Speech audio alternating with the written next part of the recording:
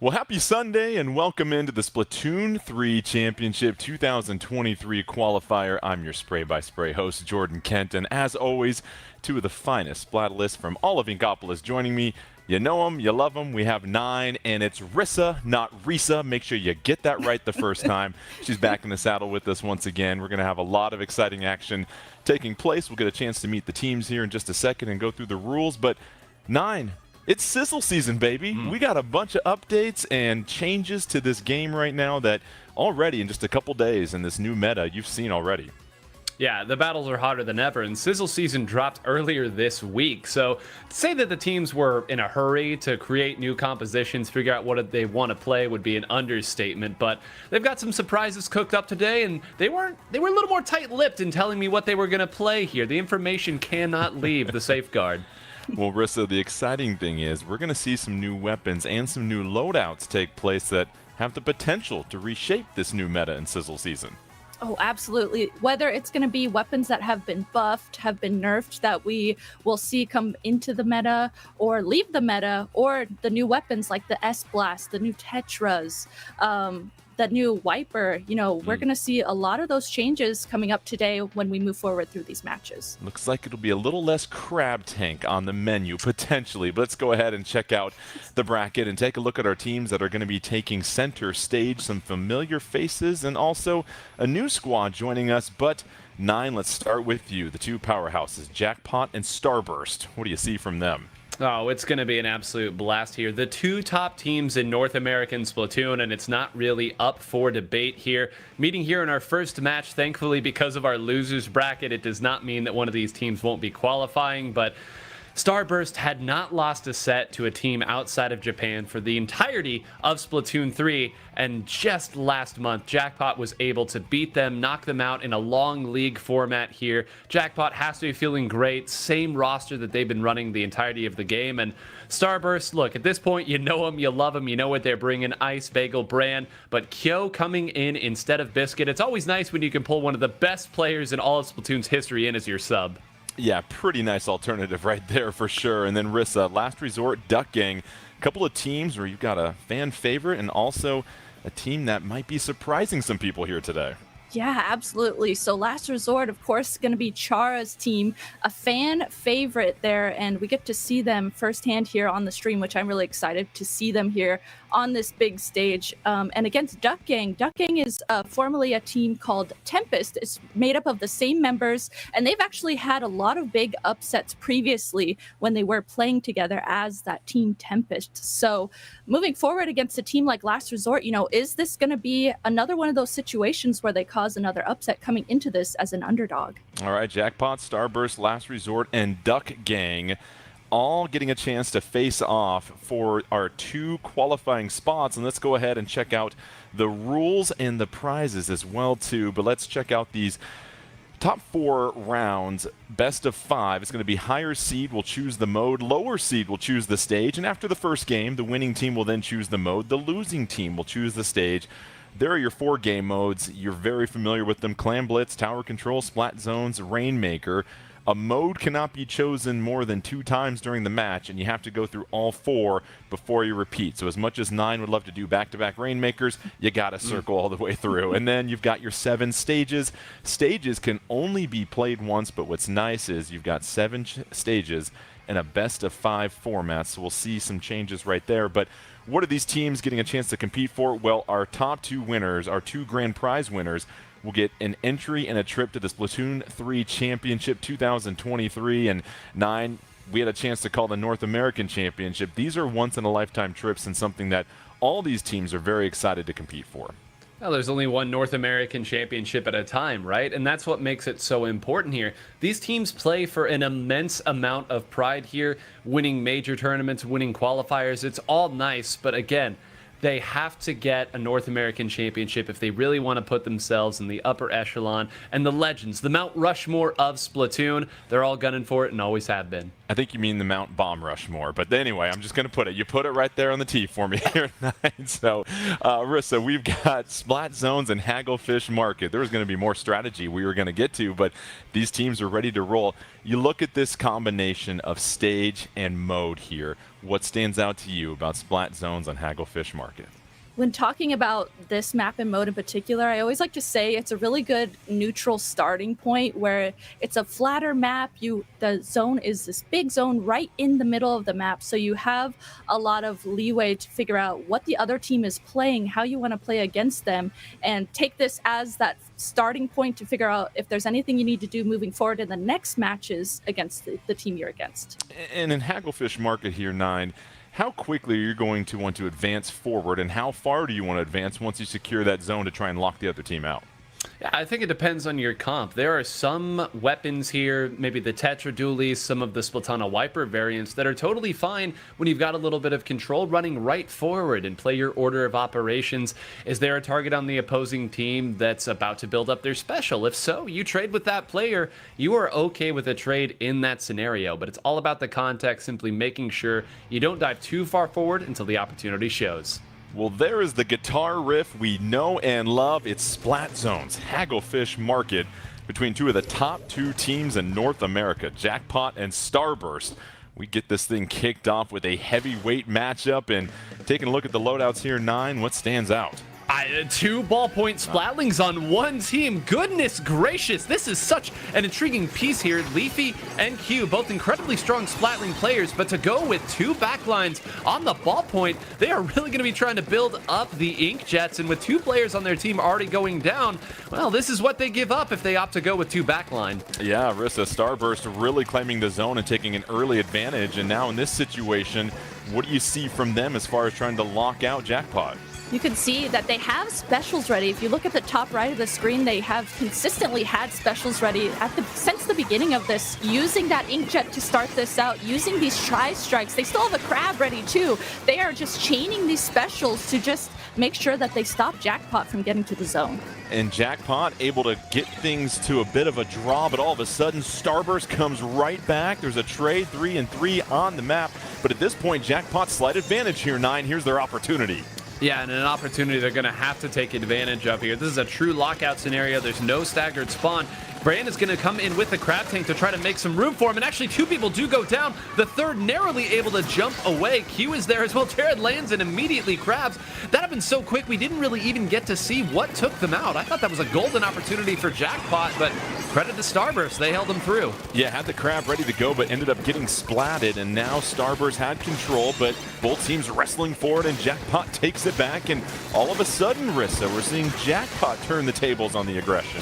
Jackpot here using that double Inkjet like 9 highlighted there to make sure that they pushed forward, waited for those Inkjets, and then pushed forward using those Inkjets. But in doing so, they used both of those Inkjets, and Starburst was able to wait a second and wait for those Inkjets to be over, and now Starburst once again is in control of the zone. Yeah, really good point, Rissa, because 9, during that little situation, you had a 4-1 on the map for Starburst, gave him a chance to really get into position.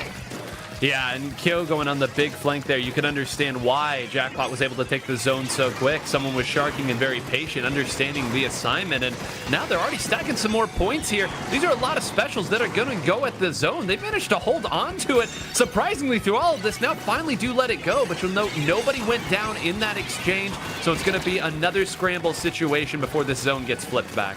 Yeah, a bit of a stalemate at this point. Both teams with the penalty. Starburst with that zone. That penalty starting to dwindle down, but the numbers on the map favor Jackpot for a moment, and this really feels like a pivotal time here, Rissa, because if Starburst can hang on here, they're going to start to build a really nice lead.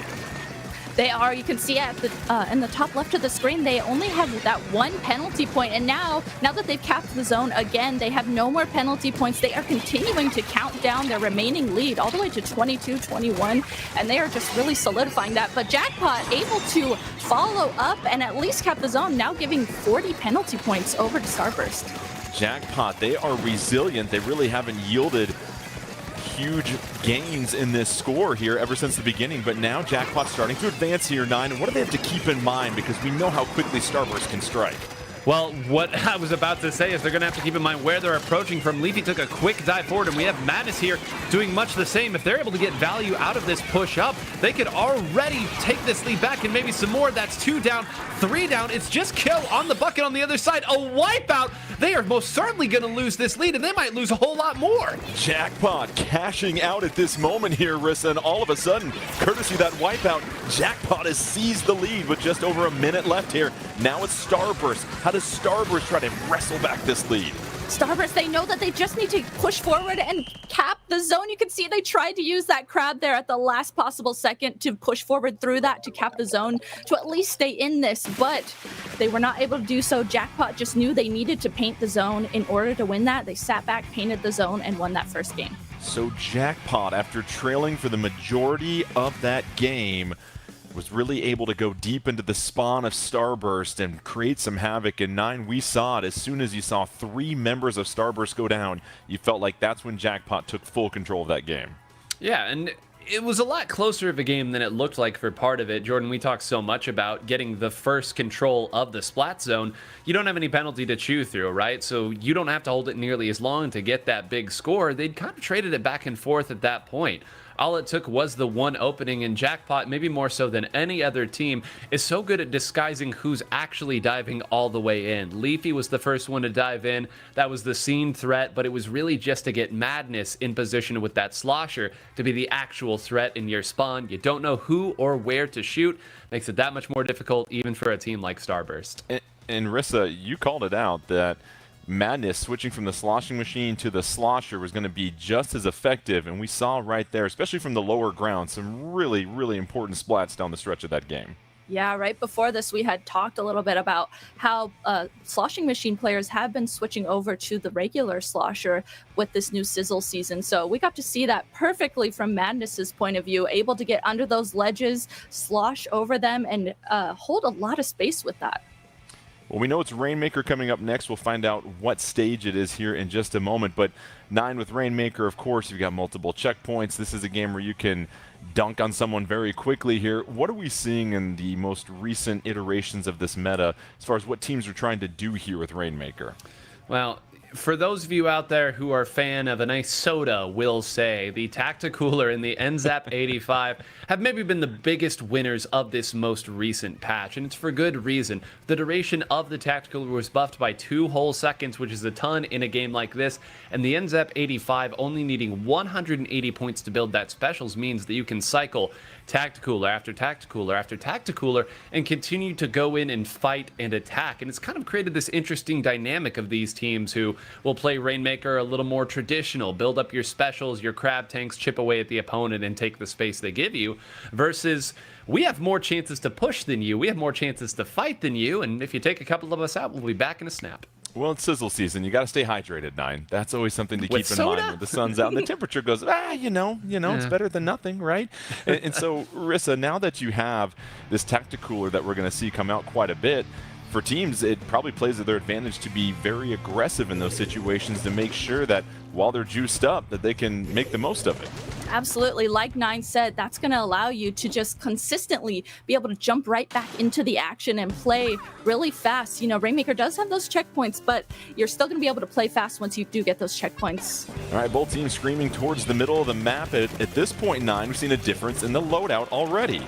Yep, only one of the teams has brought out the Tacticooler, and it will be Starburst that has done that. On the other side, though, I want to call out another big winner in this most recent patch, one of the new additions, the Rapid Blaster Pro Deco. It's a mouthful to play, but it is a great weapon to chip away at the opponent, and you've got a Killer Whale 5.1 to continue that sort of pressure here. Already, though, you can see where the Tacticooler comes through. DocQ going to be piloting that Rapid Blaster Pro Deco. It appears that they've warded off the opponent for the time being, but we know there it is. Doesn't matter how many times you nerf it, the crab tank remains. Yeah, DocQ goes down. That gives the advantage for Starburst momentarily. They've built an early lead in this one, but as you continue to take a look at things right now, we've seen Jackpot here, Rissa, in this last game start off a little bit slow, then seize control, and it feels like once they get the momentum, you've got to be really careful if you're on defense, and right now it's a little bit of a trade as Bagel able to pick up the splat.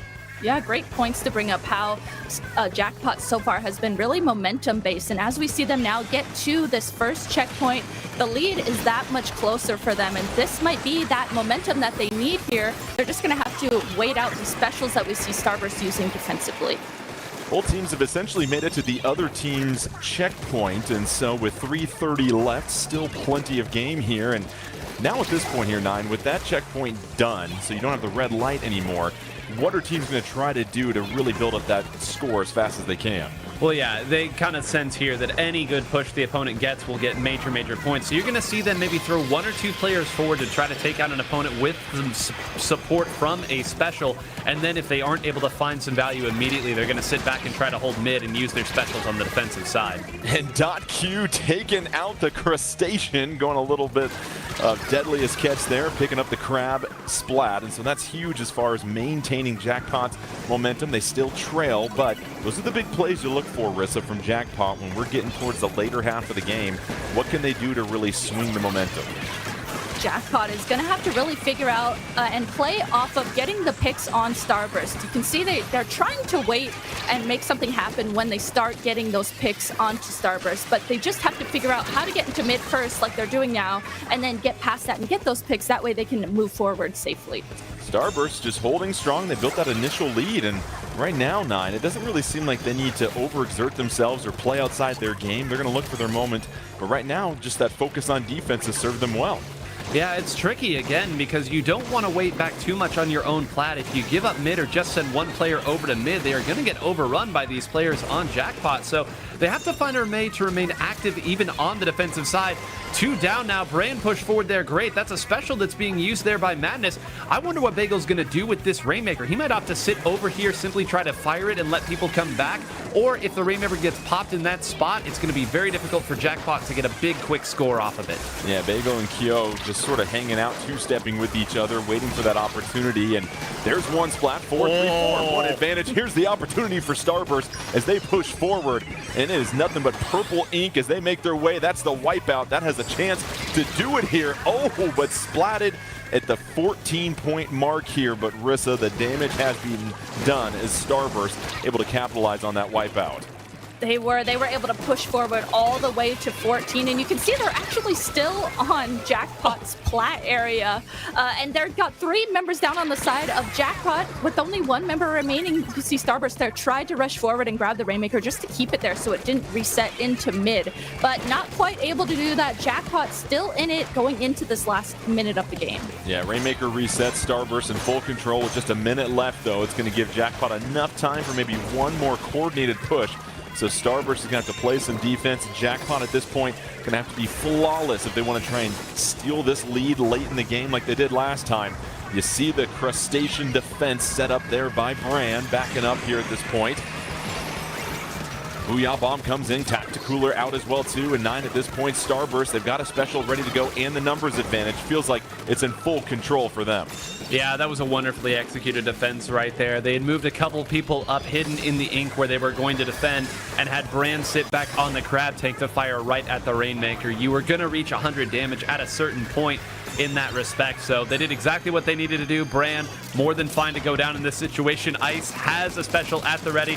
Should be able to defend this thing quite well. Fly on up, take a couple people out, shoot at the Rainmaker twice, and that is the game. A perfectly timed ink jet to close out this one. And so Starburst will notch things even at 1 apiece after doing a fine job of building an early advantage, and then a late push with about a minute and a half left was all that it took for Starburst to tie this thing up. And what you saw from Starburst, Rissa, was that opportunity to, again, find that one moment when you are playing with the advantage and making sure you strike at that point. They made it count when they had that wipeout. Oh, absolutely. They had initially, gotten that lead at the beginning of the game and then able to just, I felt like they played really patiently. They didn't necessarily rush forward too much. They kind of just waited to get advantage states in the game when Jackpot, they were able to get picks onto Jackpot. So slowly, they just had the patience. They waited. And then finally, once that wipeout happened, that's when they made that really big push and really solidified their lead. Yeah, and it's impressive at those moments there, 9, because there's so much back and forth, and you're wondering when things are going to break open for you, and it just requires a tremendous amount of patience in a game that is so fast-paced. Yeah, and that's one of the other, oddly enough, benefits of Tacticooler. You say, well, how could a special like Tacticooler help you on Patience?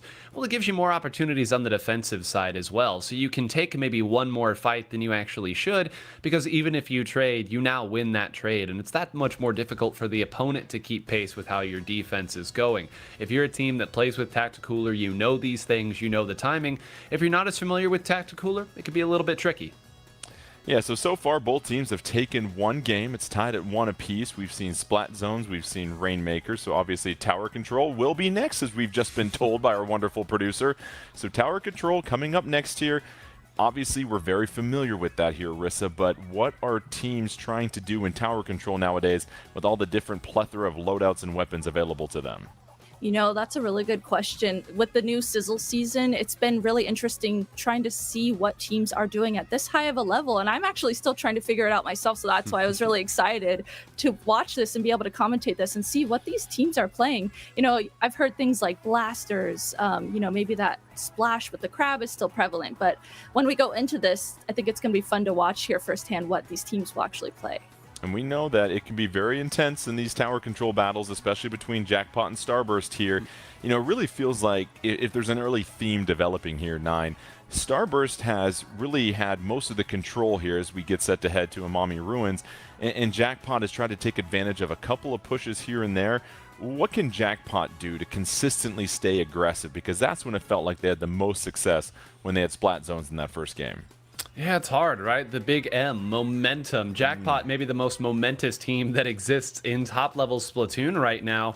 I agree with what you said, Jordan. I think that Starburst has kind of controlled the pace of these games. Jackpot's simply waiting for that one opening. The nice thing about tower control, you have to make your own opening. It's part of the game. You want to be playing ahead of it here as well. So look for situations where a player on Starburst goes down either mid-special, right as they pull their special up, or they get taken out while they have full special. These players, they're always looking at the top of the screen. They know when they take out a high-priority target, and that's the moment. They're going to run forward. They're going to ask questions later, and that's when you really get to see Jackpot at their best. Yeah, it's funny, Rissa, because as 9 pointed out, yes, you're moving ahead of the tower, but you're still locked in at a pretty slow pace as far as how that tower is moving. And so it can really limit some of those teams that like to fly ahead forward. And it feels like that team coordination and having that balance of attacking while also protecting the tower is what teams strive to find here.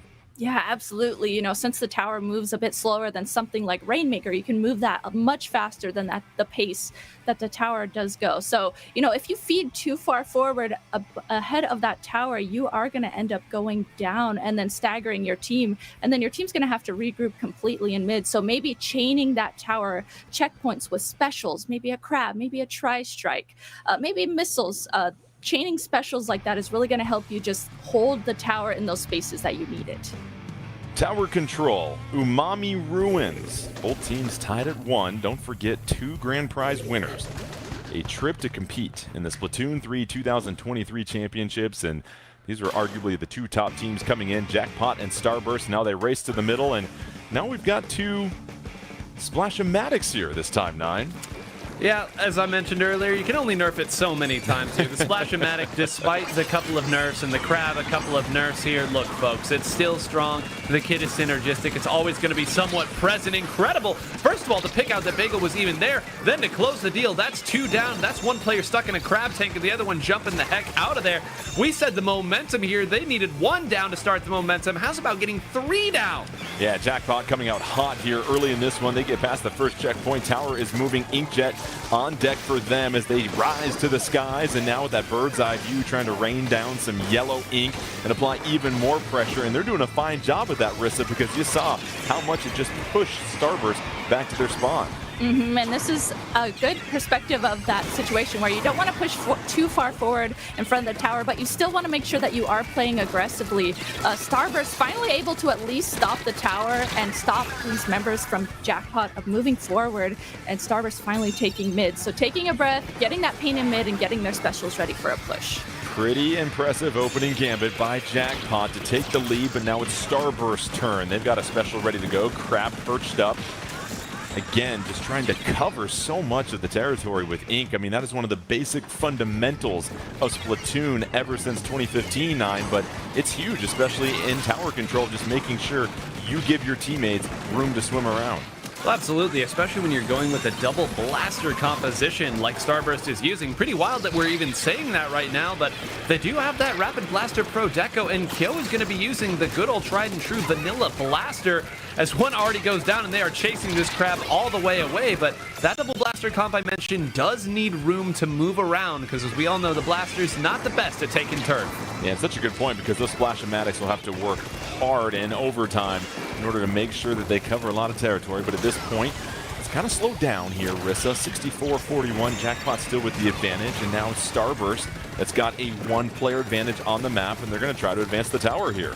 They are. This is that exact moment we were talking about where Starburst can play really patiently. Even though they might have a member or two go down as they're trying to get mid, they're able to just regroup really fast, don't rush things, and you can see them chaining these specials right now in order to get to this checkpoint, and they just need one more point. It's just Kyo left alive to get the lead, but Kyo just going to bubble for himself and try and hold some space, maybe wait for some teammates. Yeah, keep that in mind, because Starburst had the chance to take the lead, but because they tied and they were the second team to get to 41, they automatically get bumped back to 42. Now with 2 minutes left, a lot of time left, but 9, those are big plays. I'm shocked that somebody didn't just try to scamper onto the tower there. Yeah, you saw that they had to split up in order to take down the members of Jackpot there. It meant that as long as one Jackpot member ended up winning that fight near the tower, that point so close yet so far away there. So sometimes spreading out your defenses, the right play at the right time. See the fizzy bombs coming out as they try to empty the fridge here, and another inkjet coming out for Jackpot. They were so effective at blazing a trail the first time on their push with that. They've got all 4 members locked and loaded, but down goes one. Now it's a 3-3 situation on the map. A couple of specials coming out here. Triple Ink Strike coming in. That's going to back them up at the moment, but with 90 seconds left here, Rissa, it now seems like that opportunity that Starburst had might be fleeting as Jackpot now grabs the tower. We keep seeing members of Starburst go down on the top right of the screen. So even though they had used their specials there, use a crab, use a tri-strike to try and get into mid, Jackpot was able to just back up and utilize the paint that they had in mid to back up and made sure they waited out those specials. And now as we see, they're back on the tower and about to get more points on the board as well. Yeah, nice little 2-for-1 special right there, 9, and that's all Jackpot needed to once again move forward, and now they are building their lead with under a minute left and all sorts of pressure coming from the top of the tower. Yep, that's a wonderfully placed Booyah Bomb there from the sloshing machine. It's not gone, but Starburst all the way gone. A wipeout at the very end is Jackpot. A dominant display. Jordan, you called it the 2-for-1 special at the end. I cannot tell you enough how tight the margins are when teams like this play. One extra fight that is won that shouldn't be, all it takes for one of these teams to get a knockout. You know, that's such a good point here, 9, as Jackpot now takes a 2-1 lead in this best of 5, is that, you know, Rissa, you see this with these teams that are so talented. One player can do so much, whether or not they're splatting somebody or covering the stage with ink or getting into position. When you can take down another player in a 2-for-1 situation like that, it has such a monumental impact on the game, especially when there's just 30 seconds left there. Yeah, absolutely. I think at this high of a level too, you know, even if you have a member down on your team, you'll see these players, they can still hold space even though they have a member down. A lot of times, if you're playing at not such a high level, teams will collapse in that situation. But teams like this, you know, we saw Jackpot there right at the end. They had a member go down here and there, but they were still holding mid. And then finally, they just got that huge push in at the end to completely KO that. Coming up next here, 9, Clan Blitz, Eeltail Alley. You've played this several times before. What are these teams going to be looking at as they obviously get set here? Because Jackpot has a chance to take the 3-1 victory and move on to the next round. However, Starburst wants to try and force that game 5. Yeah, this is going to be an interesting one, Jordan, because Jackpot reformed from Sayonara, and I told you all at the PAX events that we've seen here, this is maybe Sayonara's best map and mode. You have to imagine that some of that applies to Jackpot as well. So we'll see what they come out with from a different standpoint, but you know they understand survivability, where they can put as many clams in as possible from, and where those spawns like to be. Well, they're going to load it up here. Jackpot getting a chance to play arguably their strongest mode and map as Starburst wants to avoid getting sent down to the losers bracket, and Look at the loadouts. No major changes here for the most part, but as both teams scamper towards the middle in this narrower map here, Rissa, especially with Clam Blitz where things can really get out of hand very quickly, what are teams trying to keep in mind? Teams are going to be really wanting to make sure, I mean, we're getting to see it perfectly from this crab point of view, that you're going to want to watch over all these ledges on the other side of the map. A lot of times, the other team is going to be hiding behind those ledges. So as we saw from that crab's point of view, immediately targeting that and making sure they're clear in order to get pushes is going to be really, really important. Starburst has taken the snap. However, they get stopped before they can really even pick up any yardage here. That'll be the first of several football puns, by the way, here, Nine, as we see the Tacticooler coming in. And now it's just been a lot of splatting back and forth, but neither team has yet to advance and open up that basket. Yeah, you can see Jared spamming this way like it's solo queue, saying, come on, I have 6 of them. There's an opportunity here, but just a couple seconds of shuffling those clams around, all it takes. Jared wisely moves back, goes ahead and doles out some drinks. There's definitely an opportunity to push forward here. If they can wait out this crab tank and maybe get rid of another player, they're going to have an opportunity. But with Kyo closing that deal very quickly, they're going to have to shuffle the deck and try it again. Over a minute into this one, and nobody has yet been able to get their power clam into the other team's basket. So here comes the Booyah Bomb. Maybe that'll open up some things here, but no, down they go. And so it is 4-3 advantage on the stage right now for Starburst. But right now, it feels like the action's been so concentrated in mid here, Rissa, neither team can get that breakthrough they're looking for. Right, you can see they're all just trying to get the picks that they need in order to make something happen. 2 members of Jackpot actually do go down finally, and you can see Starburst is finally getting out of that mid area, like you said, Jordan, starting to push forward and trying to get in a position here to score, but the defense from Jackpot is looking really good and making it a little bit difficult for Starburst. Now, Nine, at this point, why isn't somebody just trying to scamper ahead? There's purple ink. There's the basket right there. What are they trying to be strategic about? Well, they want as many points as they can get. There were multiple opportunities there for Bagel to trade 1 squid for 1 score, but they understand if they give that, as we call it, the pity clam there under the opposing basket, they're going to give Jackpot all the resources they need to not only score, but take the lead as well. That's why you're seeing them back all the way up. It may not have been the right decision. It may have been, but it's the decision they went with, and they now have to live with it. Yeah, and Rissa, we're seeing a clinic on spacing here by .Q, just doing a fine job of staying without of harm's reach right now from what we're seeing from Jackpot, but still able to apply some pressure with that rapid blaster. He's a chance to try and attack the basket. They do, and .Q able to get the first score of this game as Starburst trying to pour it in. Yeah, Ice there on that Rapid Blaster, able to create a lot of space and then finally open up the basket for Starburst. Jackpot, though, able to stop this push from Starburst right away, and you can see there's a member down of Starburst. They're regrouping in spawn, and now this is that moment kind of that Nine was highlighting where Jackpot, if they can move really fast off of this, they're going to be able to take space since member of Starburst have gone down. And Nine, that was huge because that's still underneath the 2 power clam threshold here. So Jackpot can seize the lead. They can get a couple of power clams in. It's 3-3 on the map. Here comes the crab here at this point. And this is an opportunity here, Nine, it feels like, for Jackpot to really push forward. Yeah, wonderful. They immediately moved up with that crab. That got tossed way, way up. I'll be stunned if that doesn't find anyone. I somehow stayed up and active at that point. That is 1 power clam that has found its home, but there's 2 members left to defend. They're going to pre-fire up that way, so Madness opts to fight it out.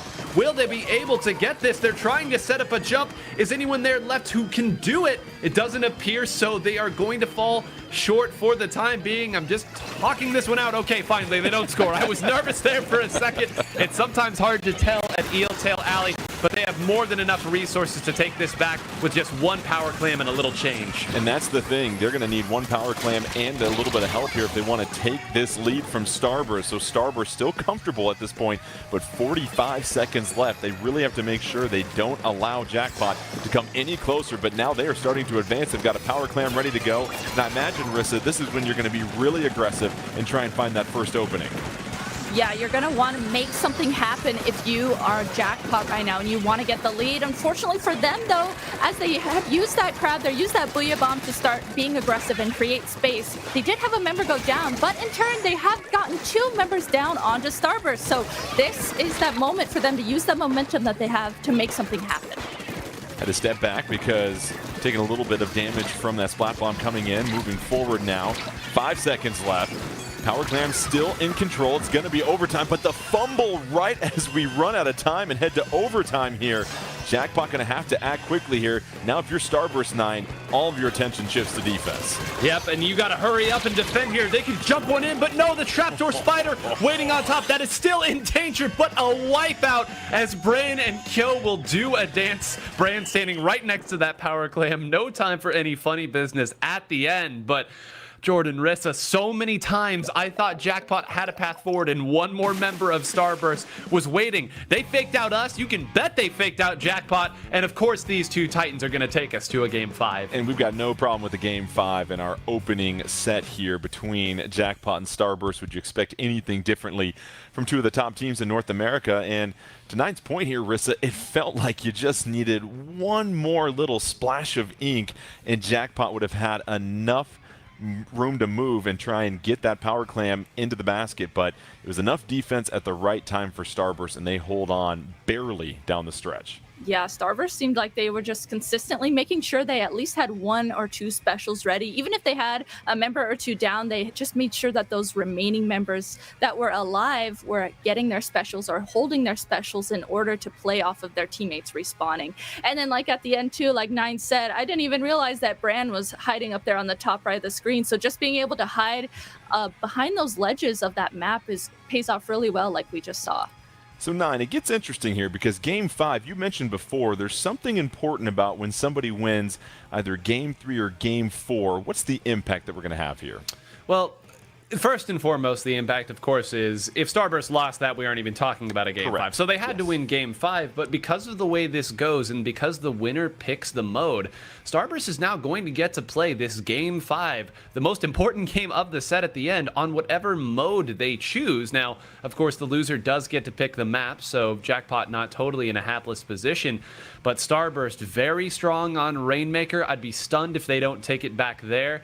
But you can bet at the very least they're probably not going to take it back to tower control, and that is the right they have earned by taking us to Game 5. Yeah, it'll be fascinating because they got the win in Rainmaker, of course, Clam Blitz, and that's the power of choosing the game mode. I mean, I guess it depends on what team you talk to, Rissa, but what has a greater impact? Is it the stage or is it the game mode as far as how well a team can potentially do? That's a really good question. I feel like typically it's, going to be the mode. Teams will be better at modes in particular. Sometimes the stages do come into play for that, but I feel like for the most part, it's going to be the mode. Teams are going to be better at having splat zone strategies, having Rainmaker strategies, having these setups that they know they want to do for the modes in particular. So I feel like typically that's what you see here. So it's going to be Rainmaker, and this is where we saw Starburst get arguably their most comfortable victory of these 4 games here, Nine. They've been close for both teams, but this seems like the wise choice here for Starburst. Yeah, I said I'd be stunned if it didn't go here, and listen, if you watch PAX, you know exactly what this roster is capable of on Rainmaker, and they're able to do it to the very best of their competition.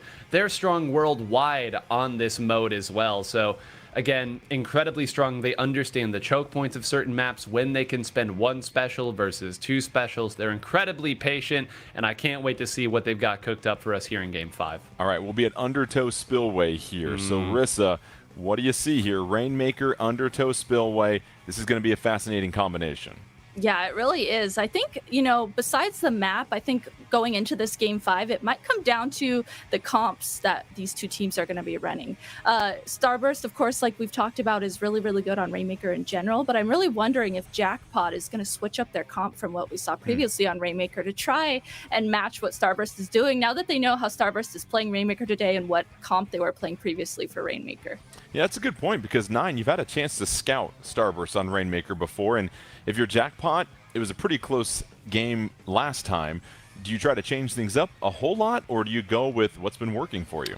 I don't think there's a ton of room for them to change things up at this point. Again, we said Sizzle Season has been a thing for all of 3 or 4 days right now, so you have to go with what you're practiced and what you're comfortable with. But I will note, Jordan, since you brought up scouting here, there would be a sweet bit of revenge here. Again, referencing that PAX, the most dominant game of Rainmaker I've ever seen played was Starburst versus Sayonara. It was on this map, on this mode. So again, I know Jackpot, Sayonara, not the exact same, but to beat Starburst here on their stage, oh, this would be so nice.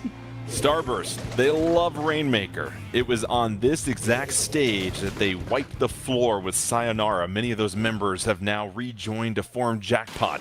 It's a different name, but will also be a different result. We'll find out. Game 5, Jackpot, Starburst trying to advance here as both these teams playing for a chance to enter the Splatoon 3 2023 championships if they can advance to the grand prize spot here today. Early tank coming out here, and Rissa already, that's a quick splat for Starburst.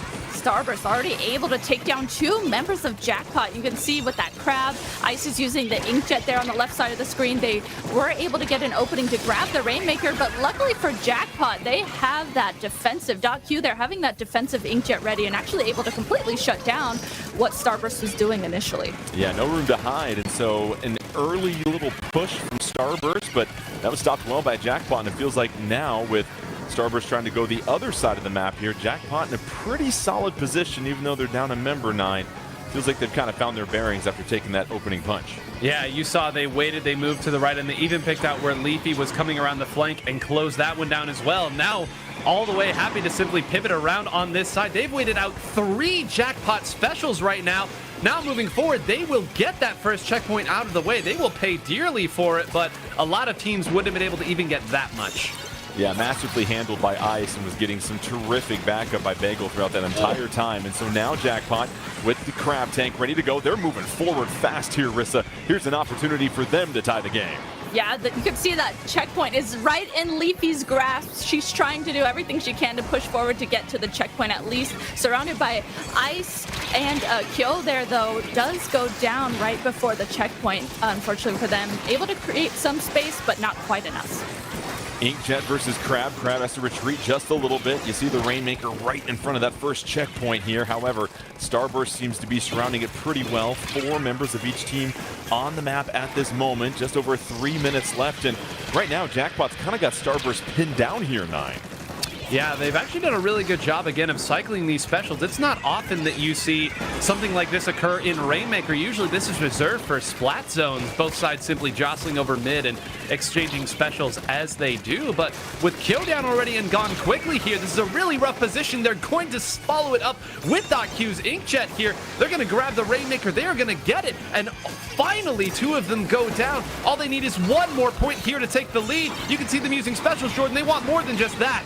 Yeah, Jackpot is hungry. They take a huge bite out of that, but a huge wipeout on the other side as Starburst plays the role of Charmin, and now they get a chance to move forward in a hurry here, Rissa. So yes, Jackpot was able to move forward, but it was expensive.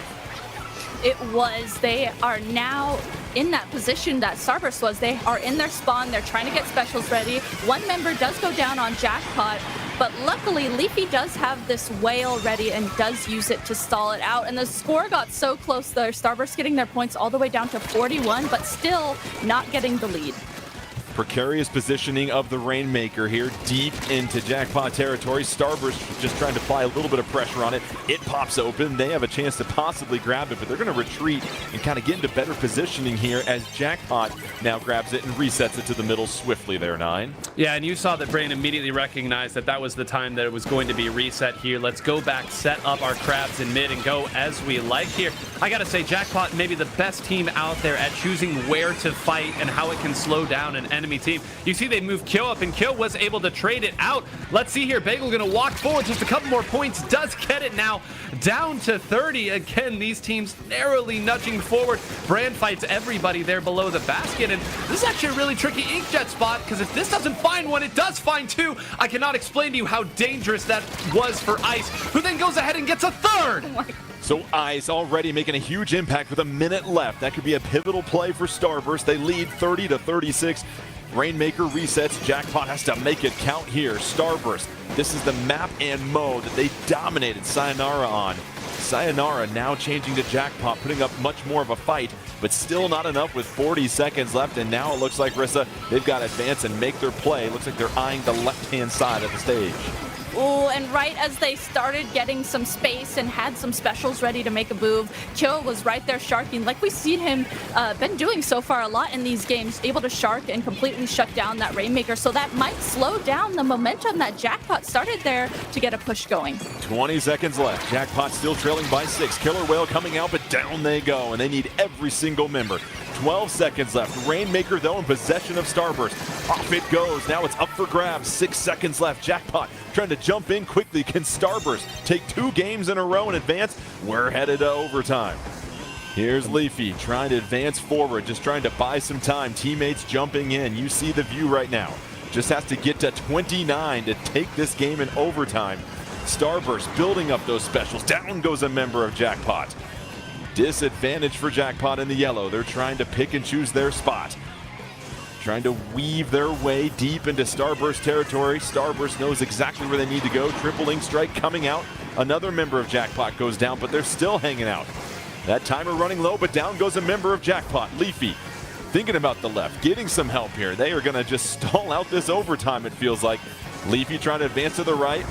Splat Bomb doesn't do anything.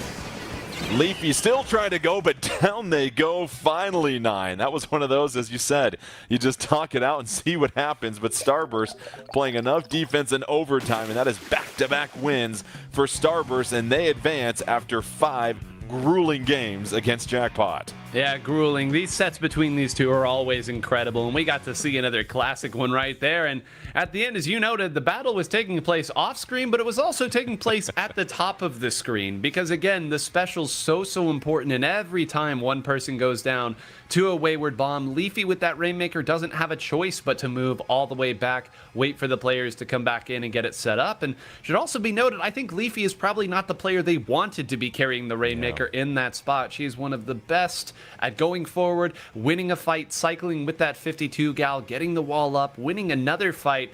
But again, because they had such little time on a very nice, clever grab of the Rainmaker by Kyo before overtime, there was no choice left to be had. Leafy had to grab it or the game was going to end right there. Starburst, again, very close, but they have proven that they are still the team to beat, at least on this day. Yeah, well, it was more of a fight put up this time by Jackpot, but still the same result as Starburst. Wins Game 5. Let's go ahead and check out the bracket here in just a moment because, as we said before, we knew it was going to be very close between Jackpot and Starburst. But it's Starburst that is able to take things down the stretch. They get the victory, and that is huge right there. And so they will take on the winner of Last Resort and Duck Gang as Jackpot heads down to loser semis. But before we get to that, we'll step aside and take a quick little break in just a moment because we are going to take a closer look, though, before we step aside at Last Resort and Duck Gang here because this is going to be very exciting, Rissa. You mentioned before, Last Resort, they've got some fan favorite players, but then Duck Gang, of course, this is a team that is one of those wild cards that we see in these tournaments that if they get hot, they can apply a lot of pressure. And so let's break down Last Resort just a little bit more. You mentioned they are a team that has seemed to really embrace the potential changes that the meta is probably going to lean towards too as Sizzle season continues on. Oh, absolutely. They tend to, have a feeling I've been watching them play a little bit here in the last couple of days. And it seems like actually Chara on this team has been sticking specifically with the S Blaster, a new weapon that came out during the Sizzle season. So hopefully we get to see a little bit of that new weapon play here. And then actually they've actually been also playing Arashi on the new Wiper Deco. So they're really embracing the new weapons and changes that have happened so far. All right, it'll be Last Resort versus Duck Gang. More on Duck Gang when we come back, but we're going to step aside here. The Splatoon 3 Championship 2023 Qualifier taking place right now. We've had our first set here already between Jackpot and Starburst. It was 5 games. It was exciting. Starburst moves on. We'll find out our other 2 teams and their fate when we come back.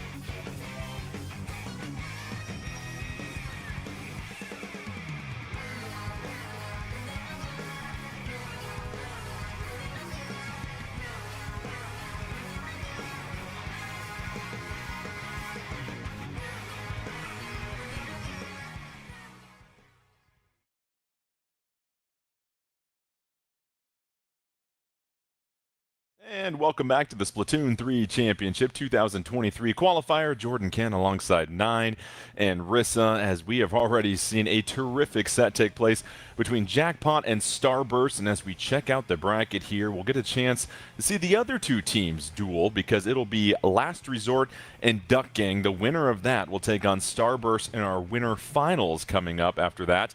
But let's get to these two squads. Last Resort, Duck Gang, Rissa. You talked about Last Resort prior to the break. Now let's talk about Duck Gang and some of their members. And this is a team where you're going to see some familiar weapons, but these are some new faces to this level of competitive play here. Yeah, you know, we talked a little bit about how this is actually an established team that has previously performed really well against high level. So getting to see them against a high level team like Last Resort is really making me question, you know, are they going to, you know, have that happen again, where they make something happen, they make an upset happen against a high level team as the underdog. Players like Red Shell, Enry, Drifty, they all have all played together a lot, so they know how each other plays, and I feel like sometimes that really factors into their success. They know how to play around each other. And 9, they scored a pretty nice upset over DNA getting to this spot here, and that says a lot about what they could possibly be capable of here as we see them take the attack here to Last Resort here in just a moment. Yeah, both of these teams scored some upsets to get here, and both of these teams have kind of been, I don't mean stepping stone in a bad way, but this would be the biggest win for both of these teams. They got to fight through each other first if they want a shot at Starburst. Hey, listen, all the great teams were once a stepping stone to somebody else before they got to the top. It's just a matter of time, right? The Nuggets never got to the finals until now, so here we go. There's hope for everyone. Last Resort, Duck Gang, we have Rainmaker and Undertow Spillway. So very familiar with this. We just kind of saw it here, Rissa, and you know, let's look at these loadouts here, Rissa, as you check out the top of the screen. Is there anything that jumps out at you at this moment? Yeah, right away I'm seeing that both teams actually here are having a Wiper Deco, so both can be utilizing missiles, as we already see missiles being used on the screen here. And actually something we don't typically see is Duck Gang having a Jet Squelcher on their side. That's going to be the range that they're going to utilize against the ballpoint that Last Resort has. Neither team advancing the Rainmaker quite at this point. They've kind of just swapped specials back and forth, but first time today we're seeing a lot of missiles come out here, 9, and that could be something that we're going to see developing further as Sizzle season continues. Absolutely. This was the weapon that everybody saw the kit of, and it was the talk of the town here. The Wiper Deco has the missiles, but it also has the beacons. And on a map like Undertow Spillway, if you start getting cycled, people jumping in with beacons and using missiles, you can really sustain a long-range push that can take a lot of points out. A very nicely placed inkjet to take the teeth out of that push. Immediately Duck Gang capitalizes on it, takes mid for themselves as well, and it's been a very low-scoring game thus far. At a certain point, someone's going to dive forward and clean it up. 2 people down, but on the other side, I thought that was it. Duck Gang had them gone.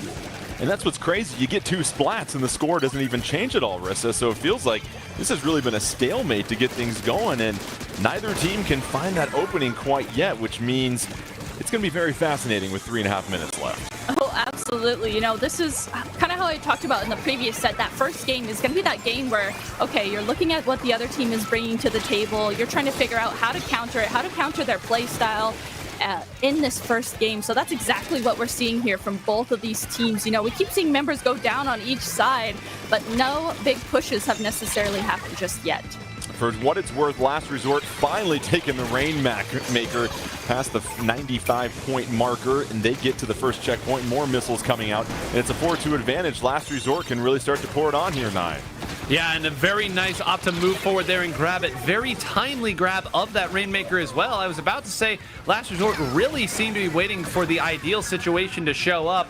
They did get what they needed there, all the way down to 22, taking it over to the right as well. Normally we see those big pushes go to the left side, but Last Resort, the creativity and the timeliness. All right, Duck Gang's going to have to really try to get some pushes going here, because they are trailing big time. They haven't even scored yet with just under 2.5 minutes left. And Rissa, it's going to be fascinating because it feels like they've got the opportunity to use the missiles to really displace Last Resort. And once they're displaced, they have to take advantage of that window.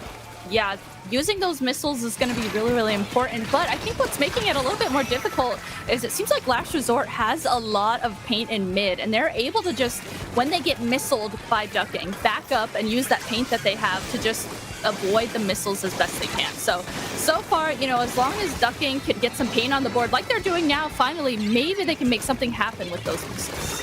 Duck Gang still has yet to grab the Rainmaker. Last Resort doing a fine job of just staying in mid and staying in the mix of things. You see that Inkjet coming out from Storm Hero, cleaning things up, and now it is a 4-3 advantage with just over 90 seconds left for Last Resort. And so far, Nine, they have been dominant here. Yeah, I mean, it's stunning that one of the teams hasn't put any points on the board at this point. And, Duck Gang has been going almost even in some of these trades in the middle. It's just been that one big opening, and then every time there's a small window for Duck Gang to make some points, Last Resort grabs the Rainmaker, dives it forward, and stalls it all up. And there, right, you saw Drift T tries to go in, take out Storm on the ballpoint. Not so easy to get done. They're once again going to try to put down this pesky ballpoint and do. Surely the opportunity is now, but no. Once again, Last Resort, the last member up, grabs the Rainmaker. Again, slowing it down just enough. Yeah, a very well-played tactical game so far by Last Resort, it feels like, Rissa. They just always seem to have somebody in the right spot at the right time, and that's eliminated any opportunities for Duck Game to make anything happen with these pushes they're getting. Yeah, I haven't really seen this tactic a lot. Just being able to just keep grabbing the Rainmaker. That way the other team can't even get a hold of the Rainmaker. And Last Resort, they're a team that plays off of that quick respawn. They like to play just super aggressively, just dive in and make things happen. And we're seeing exactly that happen here. Able to just shark in a spot, grab the Rainmaker real fast so the other team can't get it, and then just completely slow down what the other team was trying to do. Here's Chara trying to move forward, gets a little bit of help. Just going to hang on to the Rainmaker and let time wind down. Has a couple of teammates really just providing some excellent cover. And Chara just going to marinate on the left-hand side of the map and pick up the dub along with the wipeout as Last Resort. A dominant, and I mean dominant, showing against Duck Gang here in Game 1, 9. Yeah, bravo, a clap, a round of applause, however you want to phrase it. A tip of the cap to Last Resort. Playing in such a fashion, it was such a Last Resort game too. Rissa pointed it out. This is a team that plays with that quick respawn ability where if you go down a couple of times without taking anybody out, you're going to come back quicker and quicker and quicker, and eventually you're going to have the opportunity to break up a push or grab the Rainmaker. And as you get better at the game of Splatoon, you start by looking at weapons, you look at stages, and then you start to look at timing and how all of these attacks are sort of on a ticking clock of the opponent's respawn. As you move around, if you can throw one wrench into that clock, you can derail it all, but you got to know when that timing is, and Last Resort has clearly found it. And that's what we saw, Rissa. This is a team that has been very adamant about embracing the changes that we've seen in Sizzle Season in the last update, and it felt like that entire game, there was always a member of Last Resort right there, grabbing the Rainmaker, disrupting things, as Nine pointed out. There was never a clean slate for Duck Gang to work with, even though they had 4v2s, 3v1s. You have to applaud once again what we saw from Last Resort.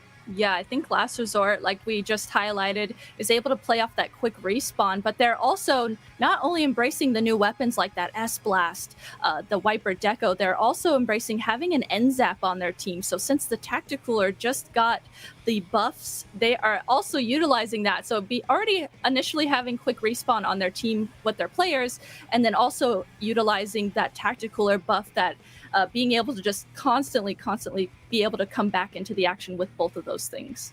Yeah, really impressive job by Last Resort. You are excited to see what it's going to look like in these different modes as they advance forward. And, getting set for the next game here in a second, Nine, if you are Duck Gang, where does the conversation begin as far as what they can do to sort of regroup and pose more of a threat in this next one? Well, the conversation starts with, thank goodness Rainmaker's gone. We won't have to worry about that unless this goes to Game 5, because, again, we've kind of told you and rehashed it a few times, but Rainmaker really fits the way that Last Resort likes to play here. So maybe go to something a little bit more measured. Both of these teams are using the missiles, so that could be an interesting dynamic in splat zones. But more than anything, you have Rainmaker out of the way now. You just have to say, let's win these next 3 games. Let's not go back to it. And again, they do have a choice of maps, so they should at least get their footing somewhat. Well, it's going to be Clam Blitz coming up next here, and so this was the choice, of course, by Last Resort. They feel confident in this here, and you look at this quick respawn and the loadouts that they're going with here, Rissa. How do you think that pairs well with Clam Blitz coming up? I know exactly what you're hinting at. That was my first thought too.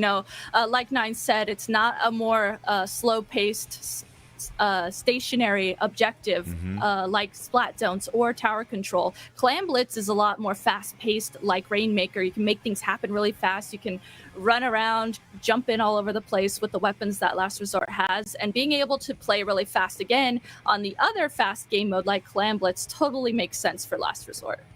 And so we'll get a chance to figure out what stage it'll be here shortly, but you know, with Clam Blitz and constantly moving around, Nine, you pointed out last time we saw Jackpot and Starburst face off in Clam Blitz. You really want to time those jumps in, and you want to capitalize every single time you open up that basket. You want to make sure you're pouring in as many points as possible and not just trading for that potential pity clam, as you said. Yeah, I think it's a difficult situation where you saw earlier even Starburst not willing to score just one power clam. These players understand they cannot give the opposing team any sort of ammunition to steal a game at the very end, because if all it takes is 2 power clams, suddenly all of your nice, cheesy, put one person behind, jump into power clams, let's steal a game and get out of here, that all goes away if you have a big enough lead. And I think, again, that's part of the reason, as Rissa said, why we are seeing Clam Blitz right now, because, again, they understand fewer opportunities for that. We're going to be spawning quick, we're going to come in, and we're going to be using our burst damage weapons to clear choke points, and once we do, watch out, because the points are going to come flying off the board. And obviously, Rissa, Tacticooler, that movement speed increase you're going to get is going to be huge for a team like Last Resort that we've seen already wants to move all around the map, have players in different situations. That speed advantage will play a huge role in Clam Blitz, I imagine.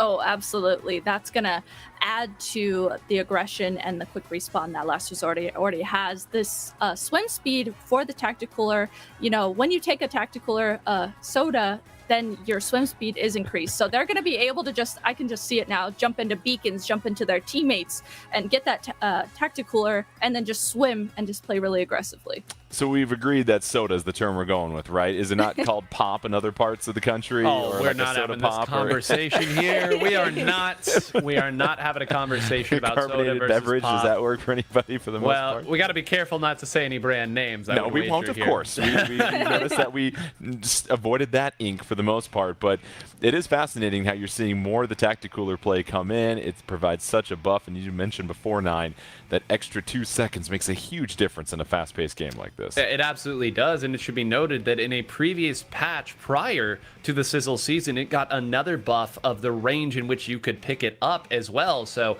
lasts longer now. You don't have to be nearly as close to it. And in other buffs here, since we're just talking about the Tacticooler, you can make it last even longer with even fewer pieces of your gear being committed to it with that special power up. So all things coming up Tacticooler, as it were, at this point. But it's not so easy to simply set it down there and get all of those benefits. When this game first came out, Jordan, you and I thought for sure, like, well, here's Tacticooler. This is what everyone's going to be using. The buffs have helped too, but I think it also helps that the players are really embracing how to play with it, how to play around it with the maps, and it's been a joy to see, even if it can't be too fun to fight against it. All right, we're getting set for Clam Blitz. It's going to be popping up here in just a second. Last Resort, they were dominant. They served up a bagel to Duck Gang last time. Didn't even get a single point.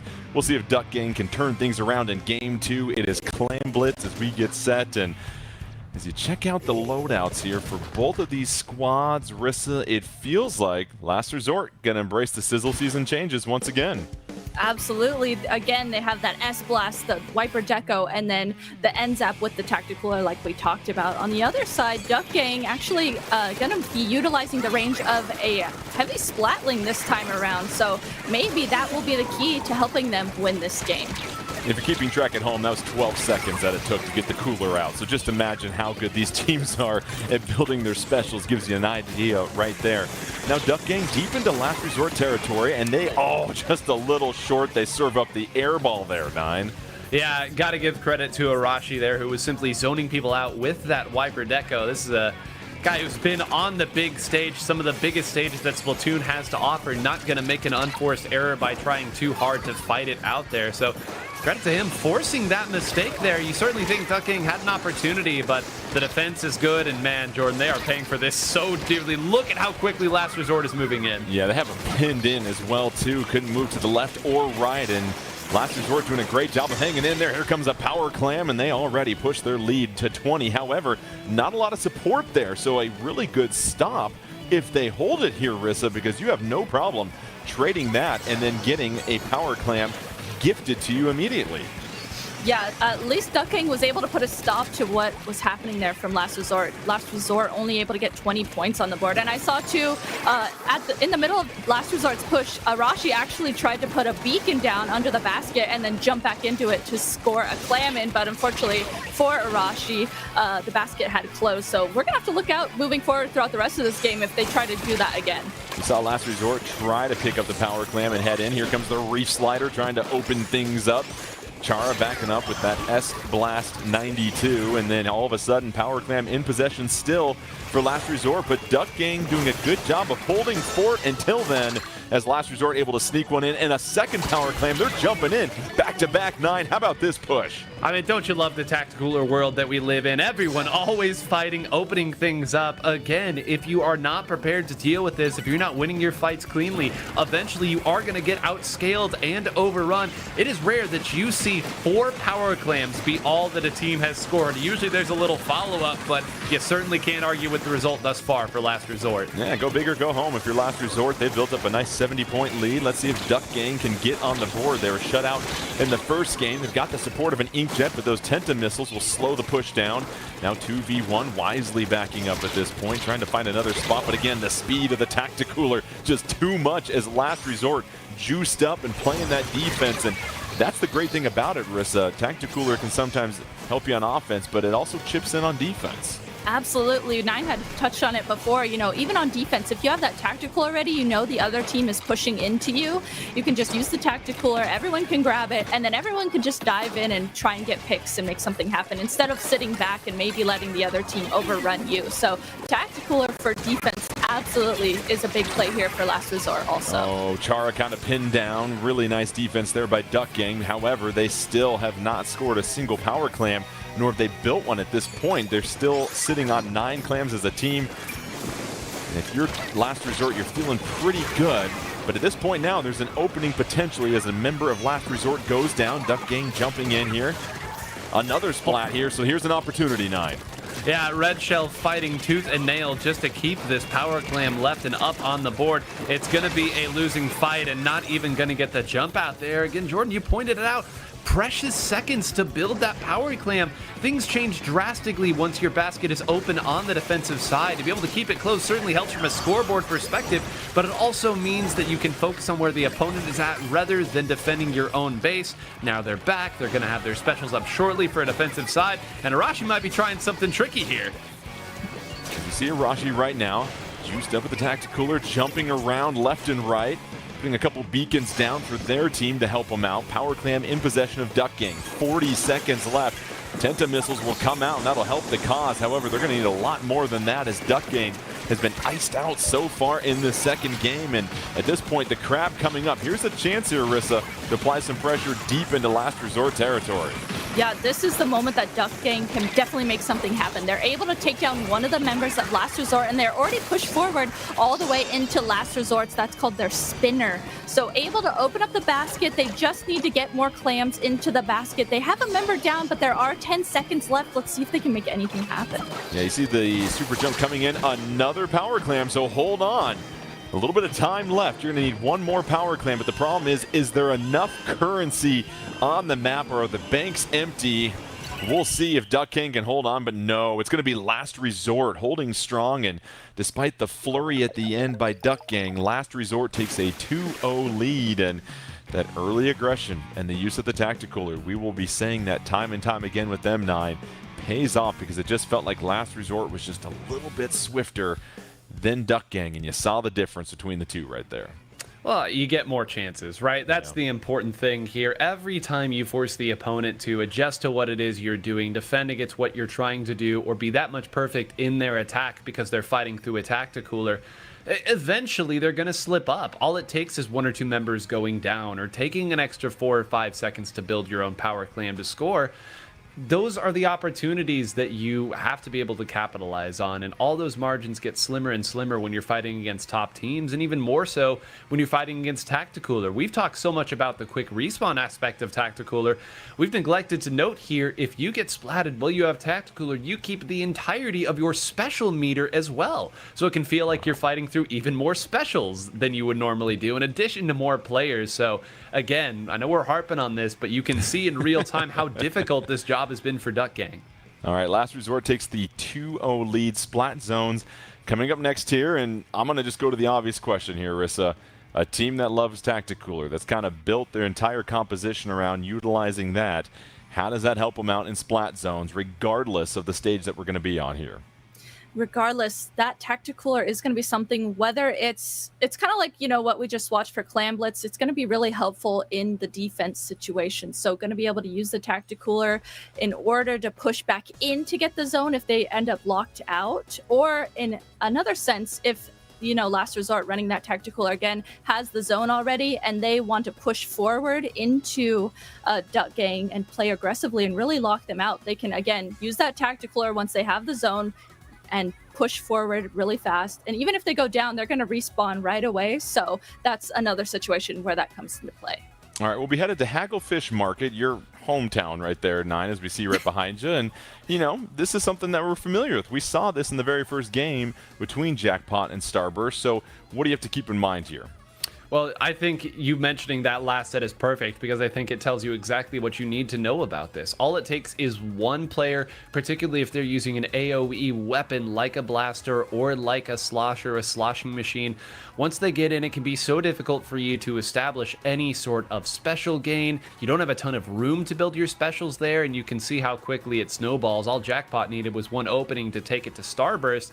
You have to imagine the same thing is going to come through here. But one other important note, Tenta missiles, very, very powerful on Splat Zones. We've seen people switch over to Tenta missile weapons even before it was on the wiper. Displacement, the name of the game, getting people away from that zone to give yourself time to move up when the opponent has locked you out. Yeah, it really feels like whatever team can get the first successful push into the other team's spawn. That's what we saw between Starburst and Jackpot. That feels like that's going to be the key. And right now, Last Resort, we've seen how quickly they can move around the map. So it feels like once they get control, it's going to be really hard for Duck Gang to try and slow them down. Oh, absolutely. Kind of like we just talked about with the Tacticooler, you know, if they're going to be able to get control of the zone and then push forward like we saw Jackpot do with Starburst, that will really, really come into play them. Hopefully, you know, maybe for Duck Gang, maybe since they've been playing longer range weapons, that heavy, that Jet Squelcher, maybe they're going to be able to utilize the range of those weapons to shut down what Last Resort's trying to do. All right, we are just moments away from Splat Zones at Hagglefish Market. Last Resort trying to get the sweep here over Duck Gang. We mentioned Last Resort, a team with some experience, and they have quickly tried to adopt some of the major changes in Sizzle Season and how they may reshape the meta. So far, the experiment has been working very well for Last Resort. So as we take a look at the loadouts here, Nine, anything stand out to you? Anything look different at all? Well, I'm actually going to pass this one right over to Rissa, because there is a weapon by the name of Splattershot Jr. that you tend to be a fan of, I would say. Having it brought out here, this is another weapon that got a really nice buff. That big bubbler is looking mighty thick. Absolutely. I instantly was sitting here rubbing my hands together because I love the Splattershot Jr. so much. And you could see Duck Gang immediately able to push forward, use a bubble and zone, and hold the zone off of that. Duck Gang taking the early lead this time around. They've got the zone, they've pushed forward, and they've done a fine job. And Nine, this is what you want to see from teams that are trying to turn things around. Strike early, take control of the game at the onset, really put the pressure on the other team, and you dictate the terms. And I mean, just look at how far back they've pushed them already here. That Tacticooler has one drink left that will certainly not be picked up. They sent Red Shell up to fight there. Now, if they were able to shark through and have another player sit at the right spot, there's an opportunity that they steal this game right now. Chara does run forward and trades out with that big bubbler. So right now, if Henry's able to take out another, this could be it. It's just one player stuck in an inkjet. That's not going to get the zone painted. Dripsy firing at it, but it's all gravy. What a response from Duck Gang. Oh, Duck Gang, quack, quack, baby. They strike back and all of a sudden show some signs of life. And after really struggling against Last Resort the first two games, they have arguably the most dominant victory we've seen yet today. And now they start to take some of that critical momentum as we talk about. Rissa, very impressive from Duck Gang what we just witnessed. Really impressive. I think, they had that tri-slosher. That was a main switch up. They had the junior, and they actually switched to a ballpoint. So we've been seeing a lot of variety in terms of anchor weapons for them. Maybe, that matchup of those 3 weapons was what is going to help them against Last Resort. And so Duck Gang all of a sudden taking the fight to Last Resort. And 9, what's the response when you have had no issues with your opponent the first 2 games, then all of a sudden get blindsided like they were just now? Well, we said earlier that Last Resort was going to play to 2 modes in particular. They were going to be the speed modes in Rainmaker and Clan Blitz. And we said earlier, hey, if you're Duck Gang, you're just waiting to get to Splat Zones because that's finally going to fit what you like to do in your game. And I'll admit, folks, I certainly didn't expect it to look like that. But, if you are Last Resort, kind of like we said earlier with Duck Gang, at least Splat Zones is out of the way. Duck Gang earlier said at least Rainmaker's out of the way. We know we're going to tower control next, but again, like Rissa said, they changed up their comp a lot. They had something cooked up for that map and mode. That was their big counter pick. It's out of the way. Now we can get back to it. Now we can let our blaster, our S-Blast 92 of Chara go wild here on tower control. We can play more of our game.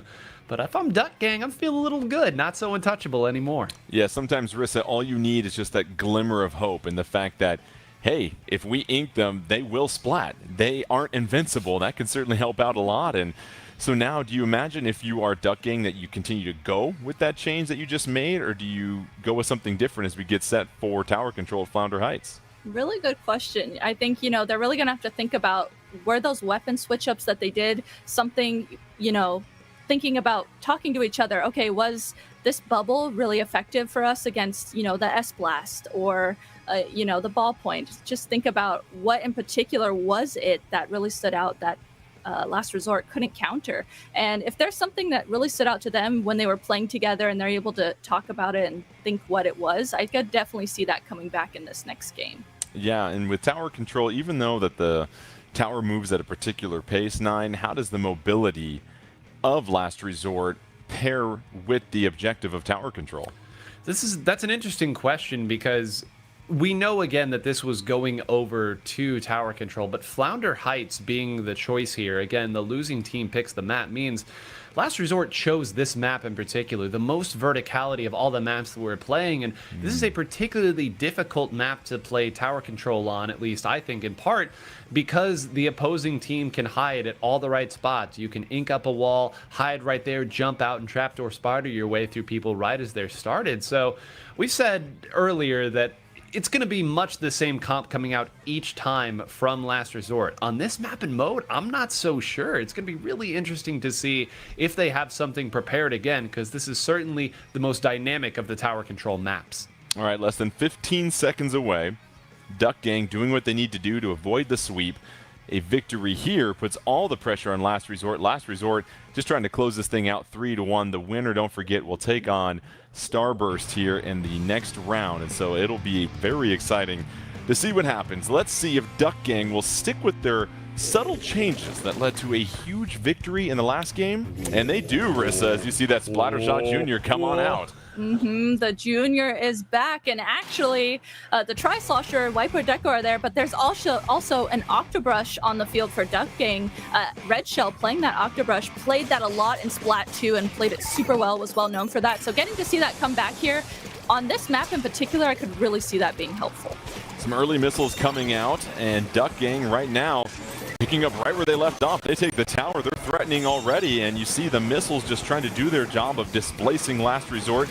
Duck Gang trying to get through that first checkpoint. They get splatted on the tower, and all of a sudden, Last Resort doing an excellent job of stopping the push right there, 9. Yeah, well, we already talked about one comp here. Let's look at the changes for Last Resort. They have switched Storm Hero, who is one of the best ballpoint players that you'll find, over to the Nautilus Splatling, already getting some mileage out of that weapon as well. It's going to be much better at fighting here, and they've also switched over to a Tri-Slosher Nouveau, so they're going to be able to keep themselves a nice little tack cooler. Won't build it up quite as quick, but they have switched to a much scrappier, fight-heavy composition, as we thought that they might for this map and mode. Both teams threatened the first checkpoint, couldn't get past it. All of a sudden, you see that tactical cooler comes out, but splatted right at the cooler, so no luck there. And Duck Gang responding pretty quickly themselves. And so far, both pushes here, Rissa, have been snuffed out pretty quickly. Both teams have had their pushes shut down right away, and this game is looking a lot more even than the previous games initially against these two teams. So with both teams here just pointing fingers at each other, trying to make something happen, make sure they clear all of these ledges like that.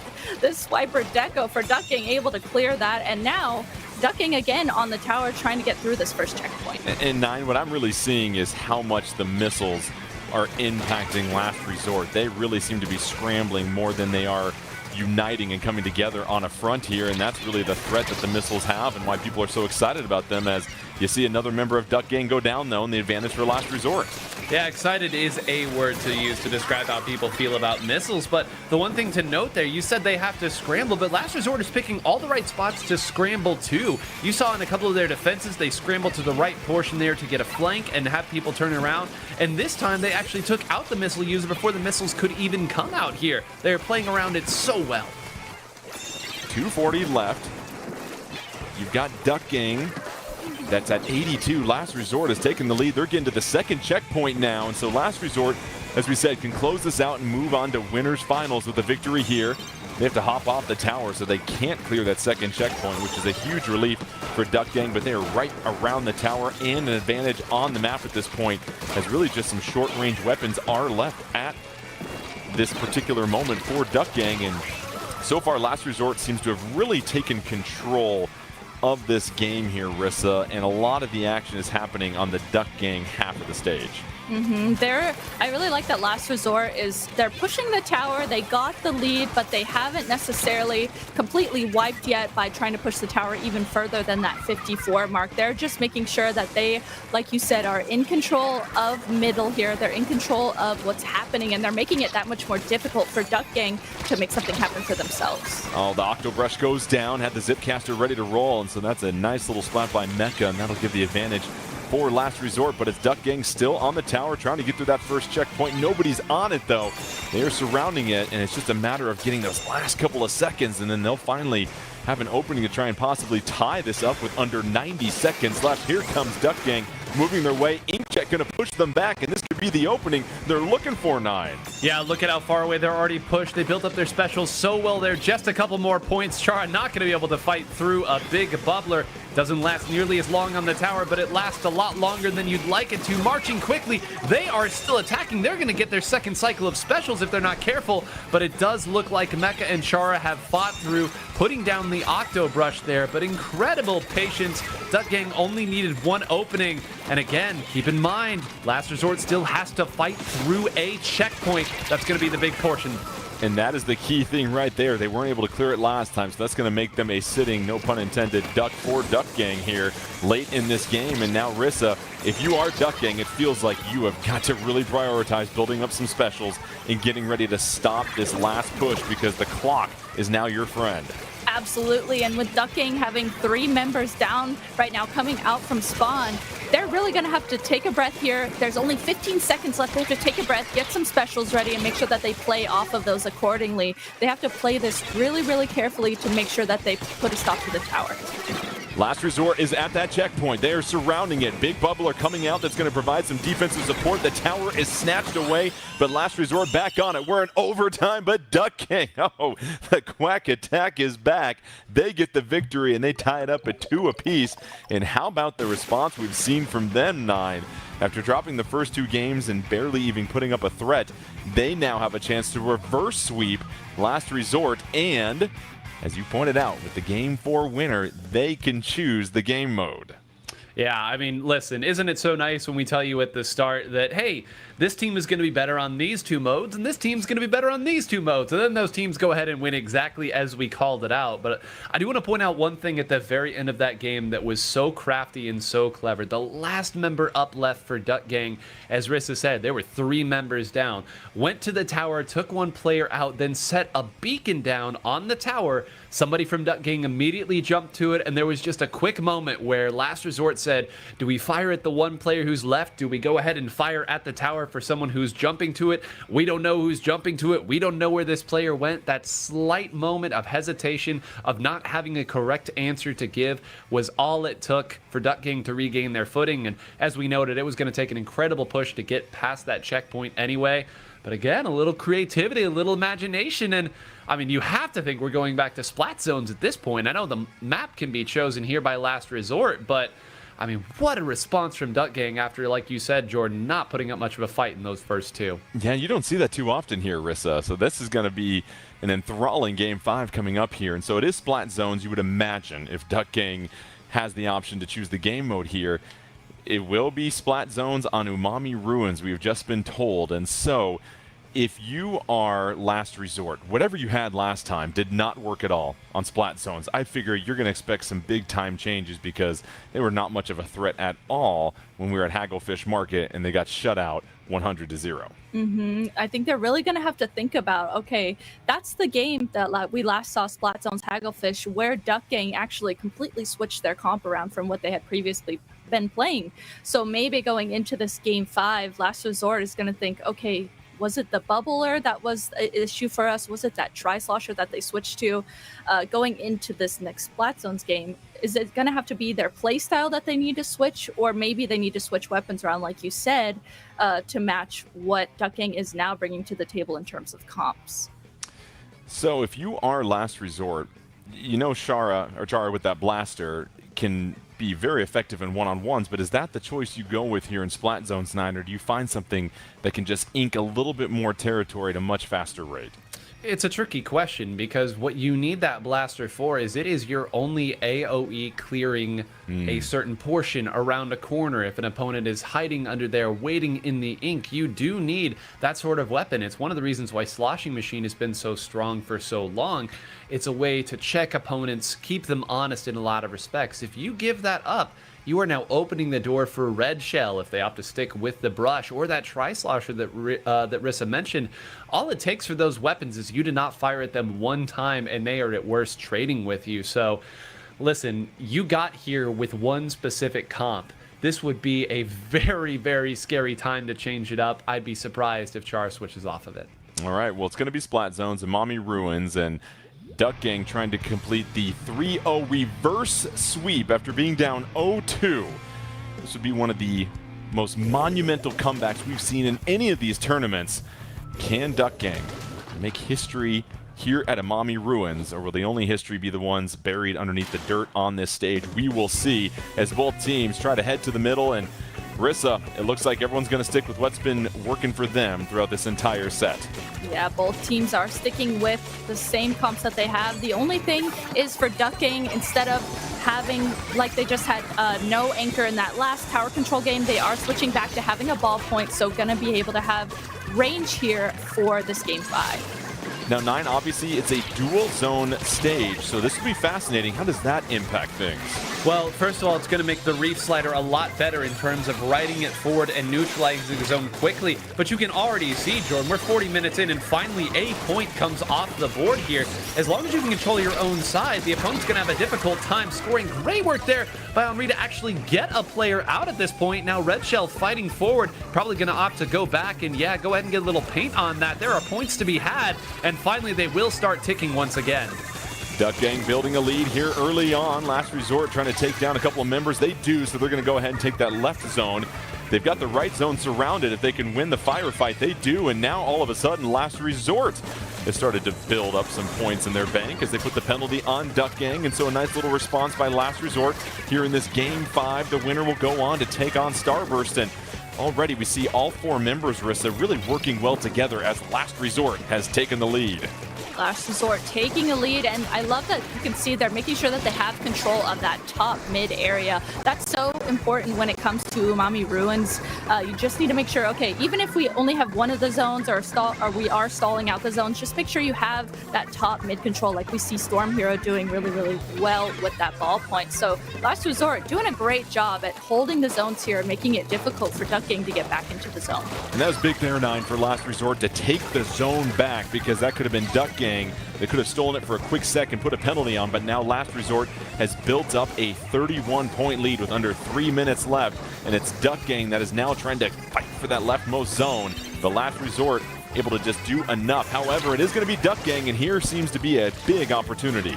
Yeah, all kinds of exchanges there that kept more points from coming off the board here. Keep an eye on these beacons. If Duck Gang can find some footing here, they are in a pretty good position, and they're going to have the missiles to displace. However, Last Resort tries to attack. They're going to start with their own missiles here. Going to have to move there. There's an opportunity to go in and make an attack. One down, but look at that. Oscar goes down on the zone, and yes, everything after here isn't looking so hot for them either, but that stopped any more points coming off the board. The missiles doing the same job they've been doing for years. And now Last Resort, a critical pickup of the zone. You see the 29-point penalty onto Duck Gang now, and so it feels like Last Resort getting the zone at the most opportune times that they need to, and all of a sudden we see them starting to push forward a little bit here. If you're Duck Gang, you got to fight back, and now you're down 2 members here, Rissa. Yeah, Duck Gang is really, you can see they're trying to figure out, okay, there's members of Last Resort coming around the left side flank, coming around the right side zone. They just need to figure out what to focus on together to at least push forward and take down members of Last Resort to at least cap one of the zones. It's looking a little bit difficult for them to make sure they regroup and figure out how to work together to get back in. Last Resort trying to make sure that Duck Gang doesn't pull the reverse sweep. You see the Inkjet coming out, but now it's up for grabs as far as that leftmost zone once again. That's been a big one that people have been fighting for. Under 90 seconds left, Duck Gang takes the zone, and now they've got a numbers advantage, 9, and here's a chance for them to try to lock out Last Resort. Yep, and they're only going to have 1 or 2 more chances. That you can see again the bombs making it so difficult for Duck Gang to get any points off. I think one might have gone down to a wayward bomb there as well. Again, once one goes down and you start swimming down there, you are a sitting duck, no pun intended, for the ballpoint Splatling to close it out there. The ballpoint once again of Storm Hero going ahead and get another, now chasing down a third. Why not? And my, oh my, Last Resort heard us saying that Splat Zones might not be the mode for them. Yeah, Last Resort really punctuating this game here and turning the tide on Duck Gang. Oh, a nice little double splat by the Inkjet. They want to try and leave no doubt about it with 40 seconds left. And now it feels like Last Resort, Rissa, they are in more control right at this moment than they've been in the entire game. Oh, absolutely. You can tell they're really making sure they focus on things together. They're calling out if members are coming out of the left side of the map, of the right side of the map from Duck Gang, and making sure that they are playing together really well. And finally, for Last Resort, they're able to take down 3 members of Duck Gang. They're just holding these zones and not letting Duck Gang come in at all, able to take this game 5. Last Resort, you saw the work that Arashi was putting in at the end right there, 9, but they hang on and they avoid the reverse sweep. They get the 3-2 victory. 2 thrilling sets to start off this Splatoon 3 Championship 2023 qualifier, but it'll be Last Resort advancing, taking on Starburst. But I do want to highlight what we saw from Arashi at the end there, 9, because being able to come around that center stack, that column, and pick up a couple of splats, it felt like Starburst was able to do everything they needed to at the end, thanks to some key one-on-one moments like that. Well, earlier you asked the question, Jordan, is it better to have control of the mode or of the map? And we kind of tiptoed around it like, well, there's not really a great answer, but if you know the time to attack, if you can hold a top mid there, as Rissa noted earlier on, if you can make an argument that you understand how the map plays and that your comp works better on it, the answer is always going to be the map. And again, so many points Duck Gang left on the board because bomb after bomb trickled in, the suction bomb, the fizzy bomb, taking one zone. And right there at the end, you said, Arashi, sense the moment, let's work around, let's attack with my very mobile weapon. And I mean, 2 game 5s, you noted it, Jordan. Yeah. We have seen some premium Splatoon being played today. All right, well, let's check out the bracket. It's good to go. We have our winners finals set. It'll be Starburst that had to go the distance against Jackpot versus Last Resort that raced out to a 2-0 lead, but had to hang on there in game 5 and able to take it in decisive fashion. So these 2 teams will take a breath, catch their wind, and get set to face off against each other, because what's on the line? An entry into the Splatoon 3 2023 championships, everything that every team is hoping for. So when we come back, we will have more action. Myself, 9, and Rissa will bring you winners finals just around the corner. We'll be right back.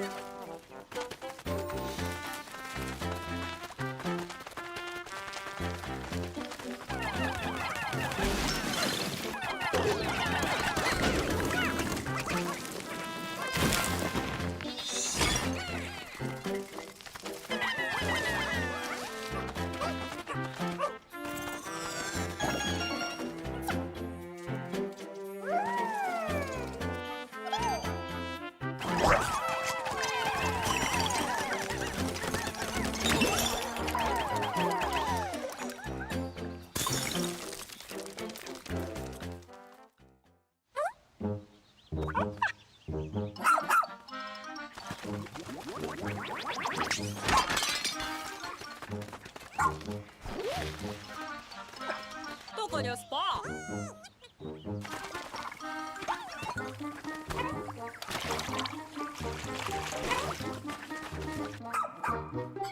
Mare.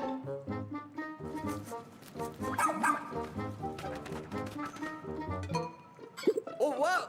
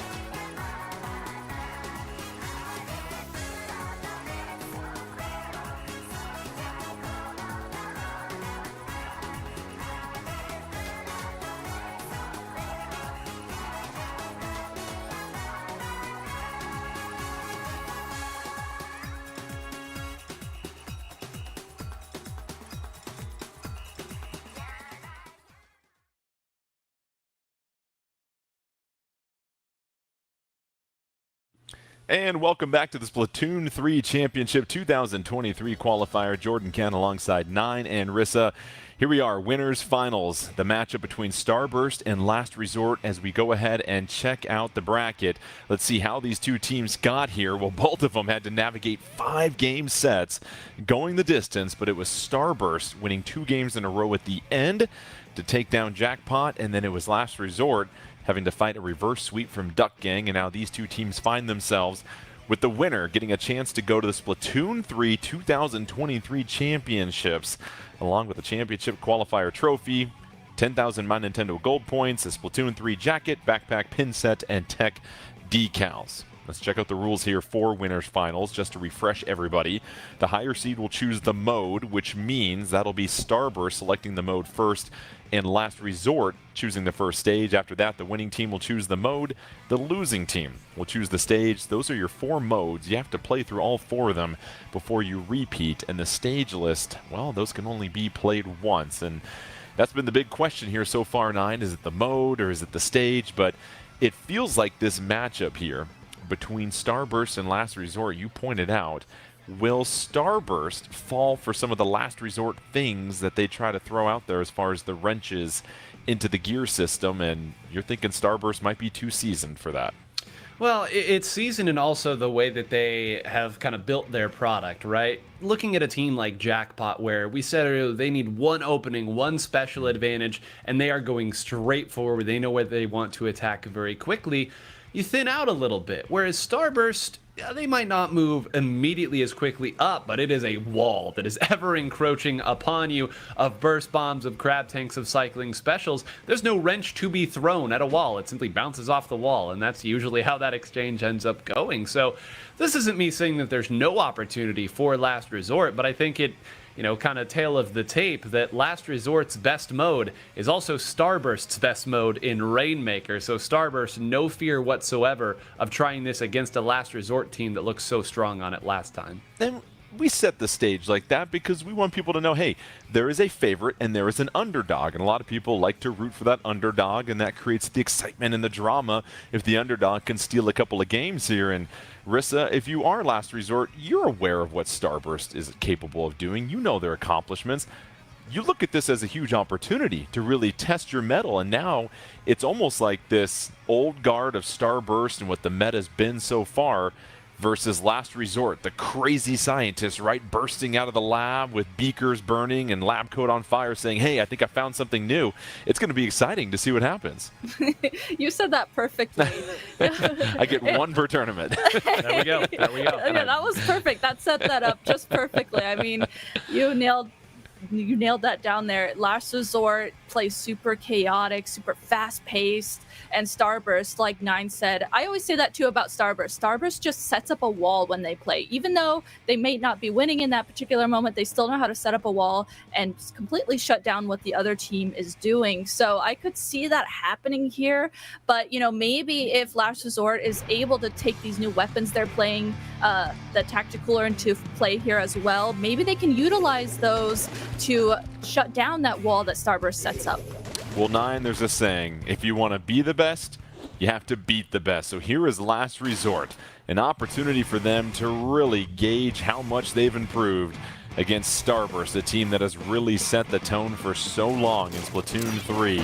We'll see how this one goes. It's Rainmaker. It was the choice of Starburst in that purple ink, and that's going to be Last Resort in the yellow. And you said it before, Nine, Starburst is going to play a little bit more methodical, a little bit more patient. There's so much purpose behind everything that they do.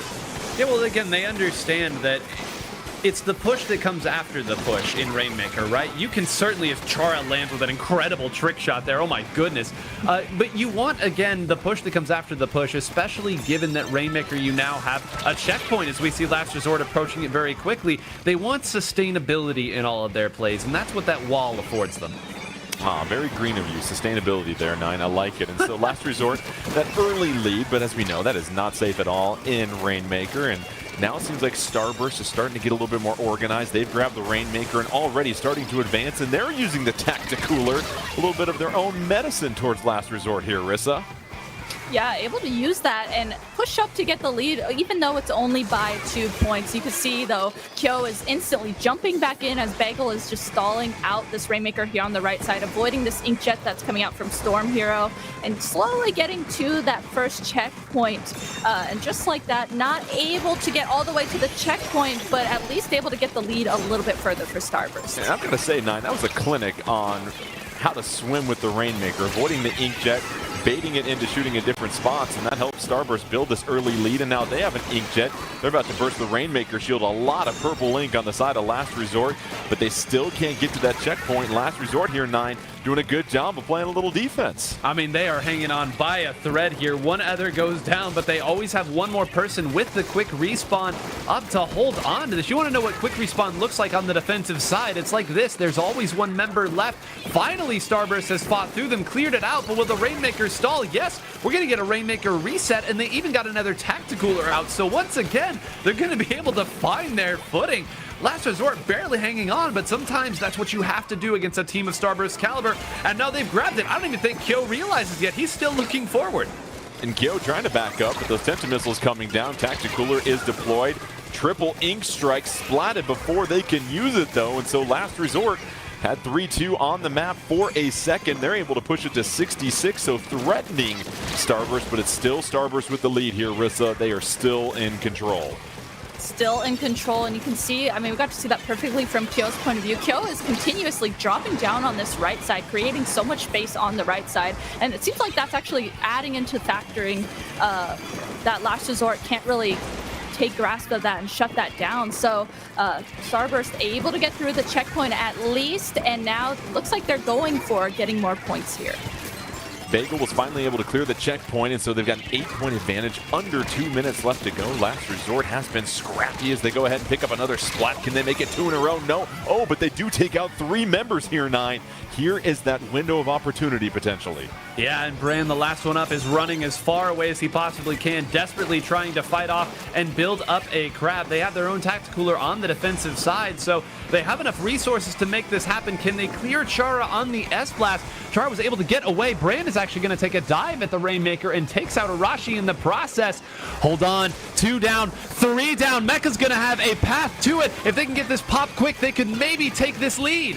That's the problem. That checkpoint is going to slow them down. It might be just enough as Starburst was able to respawn and regroup. Here comes the triple Ink Strike. Can they avoid it? Third one goes down. Still some members of Last Resort up there. They take down a member. 4-3 advantage for Last Resort. Under a minute left to go. They have the Rainmaker trying to push forward. Can they take the lead? Last Resort, oh, at the last second, Rissa. They get splatted and cannot take the lead. Oh, but yes, they do. They reclaim it. Rissa, how about the claim that they did at the end there? That was so clutch. It was 3 down on each side. It was a 1v1 essentially, and I didn't see who that was on Last Resort, but whoever it was, they made the smartest move there. They knew there was only one member up on Starburst. They grabbed the Rainmaker, pushed it forward, and got that lead all the way to 24. So really, really good, quick thinking from Last Resort there. They did it just like their name. It was a last resort push for them, and now it's under 30 seconds. They have just got to play some defense. Can Starburst close this thing out with the clock winding down? They lose the Rainmaker and a member. 3-3. Last Resort might just do this. It's the opening 2-2 on the map now. A lot of space to work with here. How fast can Starburst regroup? They're getting some pressure on the Rainmaker. They pop it. Here's an opportunity. They've got 4 members there. We're in overtime. Trying to blaze a trail. You see that Splatana Wiper just sending yellow ink in the direction of Ice. Ice is trying to be patient. Will that purple ink wall be enough to push forward? Ice up top with the higher ground. You see a lot of the action on the left-hand side of your screen. You see suction bombs, reslider coming in. Ice is going to have to move, but being patient. Might get flanked from behind, but yes, he does. And 9, Last Resort, able to do it. And how about the opening punch from them here in Winners Finals? Well, it was done so nicely. Again, as we said, the real Rainmaker game played off screen there in overtime. That's almost always how it works. And the members of Starburst diligently working ahead, trying to find where the players could come from. And you know, I have to give some credit to the mad scientist Pro Char. Chara there, building up the Reef Slider. There were groans resounding about the world when they saw that Reef Slider was what was on this nice fancy new blaster of a weapon. But one thing you have to say about it, it can go forward and you can't do a whole lot about it. You can punish it after, but if the only thing that's there to punish you is the Rainmaker, that's going to be one safe lane. That's why Ice dropped off Arashi, waiting for that exact moment. And listen, we said it earlier. It's the favorite. It's the underdog. Underdog scrapping it up here. What an incredible game one there by Last Resort. Yeah, underdog's got a little bark to him. And so we see that first game go in the direction of Last Resort. And Rissa, what does it do for their confidence when you just beat Starburst at the mode they chose to open up Winners Finals? You've got to be feeling very good moving forward about what you're able to do in that first game. Oh, absolutely. They have to be feeling good from winning that game. And like we've talked about so much, Rainmaker is Starburst's best mode. They do so well on that. But I think, I'm thinking about what we've talked about so far. And we've talked about how Last Resort is also great at Rainmaker and Clam Blitz. So it's really interesting seeing these two clash. They're both good at Rainmaker. And I feel like that game, we really saw that highlighted.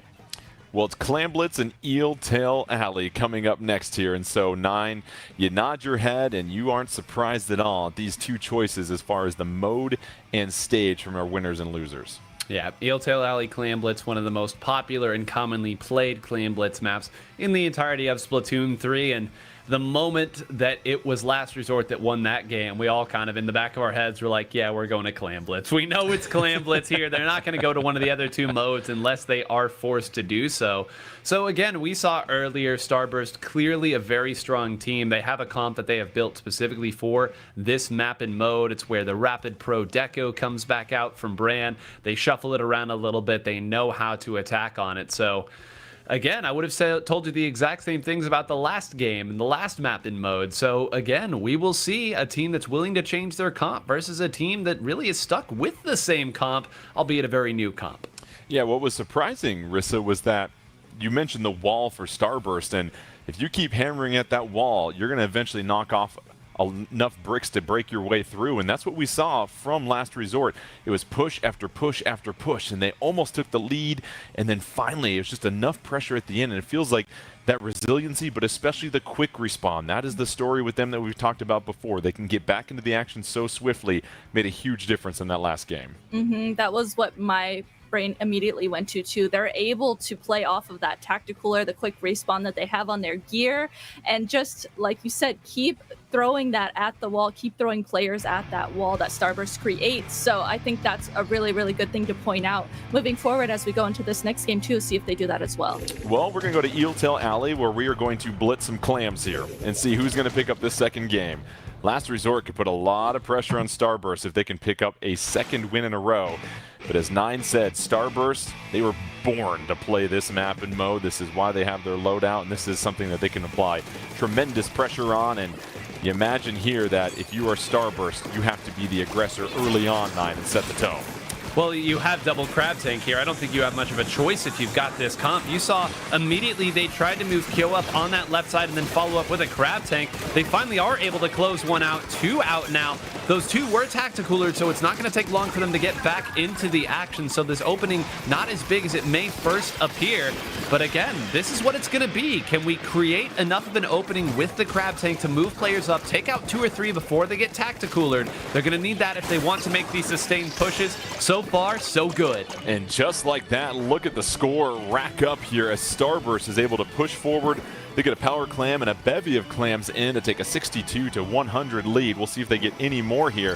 And a nice little opening gambit from them, and now it's Last Resort that'll have the ball in play. Tacticooler comes down, but a splat bomb just in time to go ahead and diminish any effect from that. And so Starburst in prime position defensively here, but they still want to kind of take the fight to Last Resort here, Rissa. They don't want to sit back and just be stale at this moment. You can see they used that whale, they had used the crab, and I love that they used them right away because they had them ready.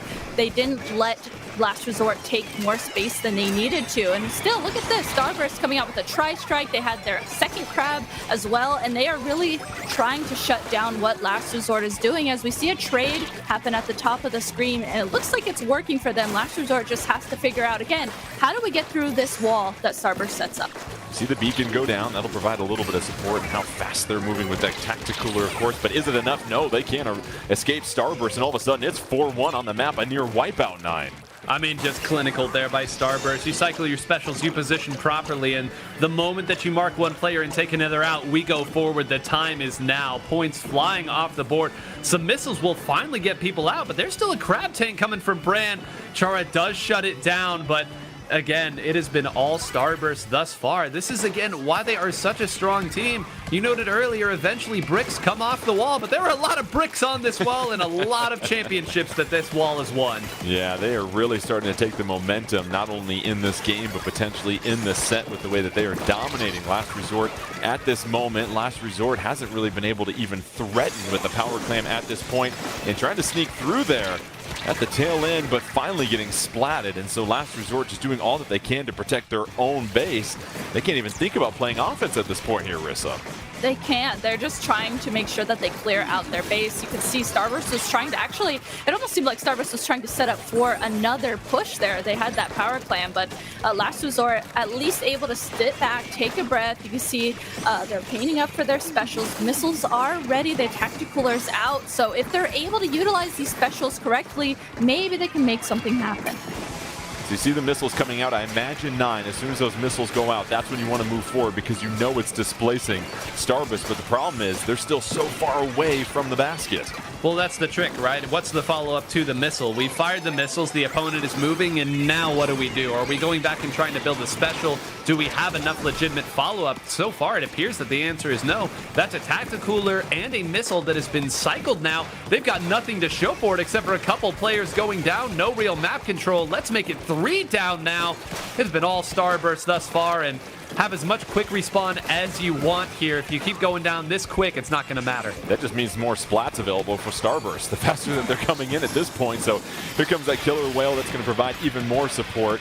And you've got a dominant lead, 28-100. Last Resort has yet to even get a power clam thrown in, but you see a lot of action going back and forth, and right now Starburst in full control. We've talked about this wall. It is evident here in this match because Last Resort has yet to really play much of this game, excuse me, in the half of Starburst, Rissa.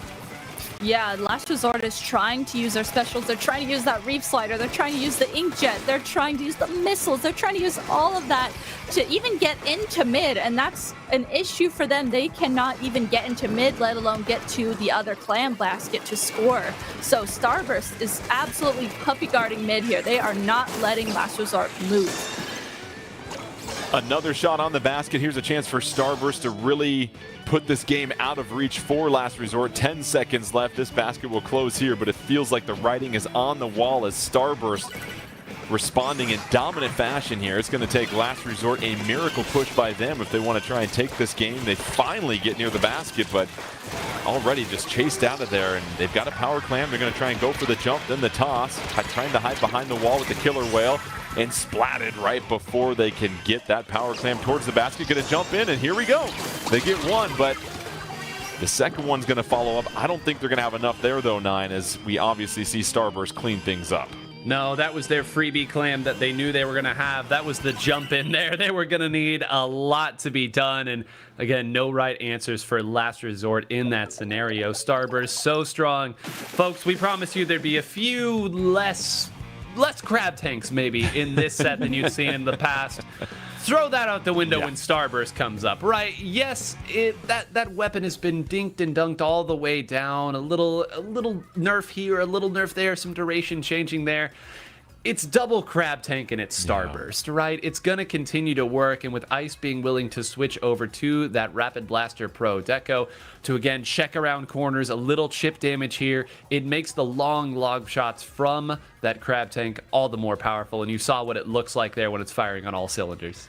Splat zones will be coming up next, so obviously this is the game mode that Starburst feels very confident in, and listen, they're not going to change their loadout too much, Rissa. You're going to see maybe some subtle changes based upon the map, but for the most part, this is what they do, and we've seen how effective they can be in splat zones, especially in that first matchup against Jackpot. It feels like if you are Last Resort, you're going to have to continue to find a way to just find that aggression that you had. We didn't really see that aggression at all in this last game that we saw in Game 1 where Last Resort got the victory anything that they might do to maybe retool their process as they get set for Splat Zones? Last Resort, I don't know in particular what they might have to do. It almost seems like Starburst has really honed in on what they need to do in particular against Last Resort. So Last Resort, maybe going to have to play a little bit more patiently, maybe play a little bit more painty, try and get more paint on the board to be able to move around better with their aggressive weapons. If they're able to get to a point where they're able to do that, I think maybe they could make something happen. You bring up a good point, Rissa, and for 9, that last map, Eeltail Alley, it's such a long, narrow map. That really takes away a lot of the left and right mobility that if you are Last Resort that you can take advantage of. So you get the sense that you get to a different map that's going to help play to your strength of mobility a lot more than what we just saw in Eeltail. Yeah, where do you come in from on Eeltail Alley, right? How do you get back into the action without taking right damage? Down the middle. Yeah, the answer is you either go through a slosher, you either go through a blaster, or you go through 2 crab tanks. There's no correct answer in that scenario. You're going to take damage just to get back to the middle of the map. So I agree entirely. Eeltail Alley, the perfect pick in that scenario for Starburst to make some magic happen here. An opportunity to be had, and again, I don't think they're going to change their comp up too much. No, you probably won't see much of a change there. However, the map will be selected by Last Resort, and I can bet you it'll be quite a bit different than Eeltail Alley. And so we're getting set for Splat Zones Game 3. It is tied at 1 apiece. Don't forget the winner will get a chance to enter the Splatoon 3 2023 championships. And yeah, you really can't go much different than Eeltail Alley, Rissa, than going to Flounder Heights. Right. This map there's so many different flank spots. There's so many different areas to hide underneath that bridge. You can flank around to the other side zone. You can there's so much chaos that can ensue here. And Eeltail Alley, like we said, it's a straightforward, obvious map where the path is. This one, however, there's a multitude of paths that can be taken. And 9, go ahead, because we just saw something exceptional right out the gate. It's just not fair. You build up a crab tank from that distance, you hit 2 people, they have to move back, and Bran is already there with the follow-up. Look at these poor missiles that are simply trying to find a few people. You're going to continue trading people out. You still have to fight your way back to the zone. It appears they've done that for just the right amount of time, but again, more points coming off, and again, fighting through double crab tank. It's not going to be an easy feat for them. Inkstorm coming out for Last Resort does just enough to make it a bit of a stalemate at this point. However, with those 2 zones, you see Starburst moving forward there, just a few drops of ink away from claiming it, and they will continue to build their lead. And now you see they are well positioned on the top half of Last Resort's half of the map. And here comes all the pressure, Rissa, where they are just going to have a purple Inkstorm just apply so much pressure and make things difficult for Last Resort. Yeah, you can see they not only took control of the zone, took control of that left side of the zones, but they also decided to use the aggressive weapons that they have. Use those sloshers to push forward and play really aggressively. That kind of actually has slowed down Last Resort a lot. 2 members of Last Resort go down. The last 2 remaining members are left alive, trying to get to the zone to at least stall it. Starburst, very dominant, 11 to 100. They might serve up a bagel here to Last Resort, but Last Resort finally able to get on the board here, and now let's see if they can stabilize and try to get that higher ground. And 9, yes, they have more space to move, but it feels like Starburst right there wherever Last Resort is trying to get to.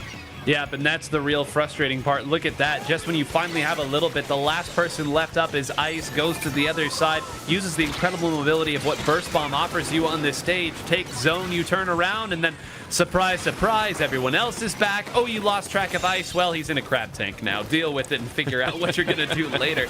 That's, again, the chaos that is brought about here in Flounder Heights almost plays exactly to what this main weapon and sub want to do. So you see the sizable penalty for Starburst. However, they're not going to worry about that because they're starting to advance even further than they have so far in this game. See the reach slider coming in from Chara. Chara trying to retreat with that blaster. Drops down below. Triple ink strike dropping down. So Starburst having to retreat a little bit as Last Resort was able to claim that other zone, but a still sizable lead. And, if you're Last Resort here, Rissa, it feels like you got to try and win a couple of 1v1s just so you can position yourself to go a little bit further into Starburst territory. Yeah, absolutely. And that's exactly what we just got to see.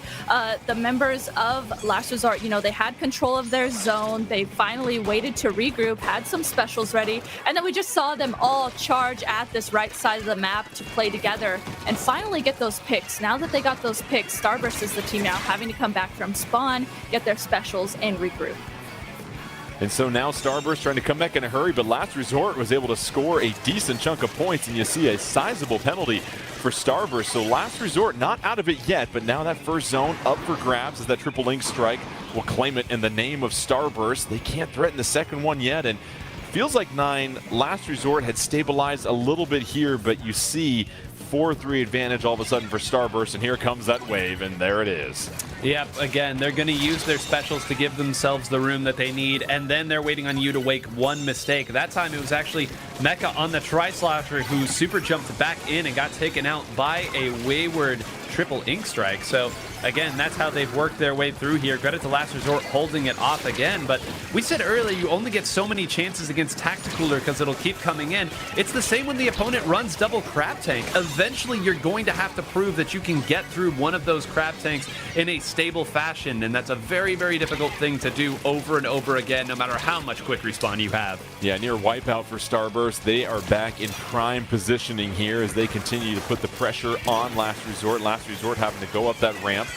Moving to the left-hand side here. Cooler comes out. That's going to help the team move faster, but not ink that you need right now because you were down with both zones and 30 seconds left. A couple of splats, though. 4-2. Here's the chance for Last Resort with two specials ready to go as well, too, Rissa. Last Resort, they know they need to at least push forward and cap the zone, able to take down one of the members, two of the members now of Starburst, and this is exactly what they needed to do. Oh, look at that. The last member, or one of the last remaining members of Starburst was sharking there, and they're able to take it out with 5 seconds remaining. Last Resort needs to cap the zone. Couple of splats there. They've got to get the zone. Not in time, though. Oh, Last Resort. You thought they were going to take it to overtime 9, but Starburst doing just enough at the end to pick up their second win. Well, I mean, how's about a taste of your own medicine there? You saw Last Resort. We had the perfect perspective there. All right, we've got the zone. Wait, they're behind us. Okay, we've got that. Wait, they took the other zone. Now we'll go. Wait, they took the other zone again. How did they keep fitting these jumps in? And listen, Kyo has never met QR that he didn't like. He is one of the big proponents of that ability as well. And when you run a Tri-Slosher, you know that there's going to be at least some QR on that Tri-Slosher. So for them to, again, prevent by way of simply neutralizing one zone in a two-zone map, Last Resort from moving forward means that that final hold never had a chance. Little awareness right there. You don't get this far without a trick or two up your sleeve, I gotta say. No, not at all. So it really feels like Starburst has found the counterpunch to Last Resort here. After Last Resort took that first game, now Starburst in full control here, Rissa. And even though Last Resort was putting up a little bit more of a fight midway through, it's just, again, you can't make any mistakes or else Starburst will make you pay. Starburst just consistently make sure they have eyes on everything, it seems like. And even though Last Resort plays in this really fast-paced fashion, they make sure they have members all over the board. It seems like Starburst is just doing a great job at making sure they have eyes on all of the chaos. They're not letting Last Resort, get away with doing things like that. All right, well, we've got a matchup here coming up. We've got Tower Control and Undertow Spillway, and this will be another one that we're familiar with seeing here. In 9, what do you see between these two teams? If I'm Starburst, I want to close this out. I've obviously been very familiar with this map and mode. How do I pick up the dub here? Yeah, this will be an interesting one because earlier we noted that Starburst had a double blaster composition that they brought out specifically for Tower Control. Now, they did not win that Tower Control map. I know that was against Jackpot, but I think all of this speed that you've got right now, the wall, the stability, it's a little bit harder to maintain when you are on double blaster. Certainly there's a ceiling maybe that you don't have, but I'll be interested to see if they bring that out, if they simply move Kyo over to the blaster and have everybody else go with more tried and true picks. But we'll see, and we won't have to wait much longer. All right. Starburst trying to punch their ticket to the Splatoon 3 championships this year. Can Last Resort force a Game 5, though? We've talked about the value of winning Game 4. The control is in your hands. We'll see if Last Resort can grab the Power Glove here, or else it's going to be Starburst that'll find themselves in yet another championship opportunity. Early on, Tacticooler coming out. You see some missiles that'll be fired here very shortly. And just like that, the tower taken by Starburst here. A quick strike from them, Rissa. Yeah, Starburst initially takes the tower, tries to actually play off of that inkjet that they had out as well, but they do have 2 members down now. It looks like Last Resort, they just rushed that left side, and in that aggression, in that rush, they're actually able to shut down what Starburst was setting up. Now another member of Starburst goes down as well, and Last Resort is just trying to get through this first checkpoint. Yeah, and one of the earliest checkpoints as well too, 9, and this can be a tough one because it's right at mid and all the action is right there, but you know, Last Resort, we talked about it. It's your last game potentially as far as being in the winners finals. You want to be aggressive coming out, and we've seen a different look from them already, 9. We have. They've done such a great job. Kyo admirably held that tower almost single-handedly for the better part of a minute, but eventually one will not hold against 4. And now this is the really intriguing part here. This is one of the tower control maps where that second checkpoint actually puts you in a great spot to fire upon the people who are going to try to defend the tower. Certainly with an inkjet, you can get up there to do it. But if you think that the opponent's going to be putting a crab up there, you can pre-fire, you can put the blaster right there, and they've marched right on through it without any of that. They've taken 2 down already. Yeah, you saw Arashi and Kyo going toe-to-toe, and Arashi just buying enough time for his team to get through that second checkpoint. Didn't allow Kyo to flank in on the tower, and so now you've got the lead for Last Resort. 2 checkpoints that Starburst has to go through still. So it feels like, Rissa, if you're Last Resort and you can just keep the tower in the half of the map for Starburst, that's going to put tremendous pressure on them as far as trying to get back. The longer that Last Resort stalls out the tower here on this left side, like they have been doing, the harder it is for Starburst to make something happen. That is just that much more precious time that Starburst needs to push the tower for themselves. So finally, Starburst now able to take the tower, able to break through what Last Resort was setting up. But you can see on the right side, Last Resort, they are back here. They are setting up their defense right away. Oh, when they take down the crab tank that was on top of the tower, that was an opportunity for Starburst, and they get wiped out, 9, and one of the more impressive defensive performances we've seen here today. I mean, the fundamental of Splatoon is put your crab tank on the tower and let it carry you towards the opponent. Storm, with simply accurate shots on the ball point, was able to take that out, take out the other member who then had to come over to sit on top of it, and then got even more on top of that. I know Storm went down right there, and Kyo is going to try to do a victory lap and will maybe stop that tower. I know more points came off the board right there, but make no mistake, Storm, the incredible individual play opening this up. Yeah, 3 specials ready to go for Starburst as well, too. They're going to hang on to those, but a member goes down, and so now it's 2-1. And Last Resort spawning quick enough to get right back into the action. Here comes that Reef Slider.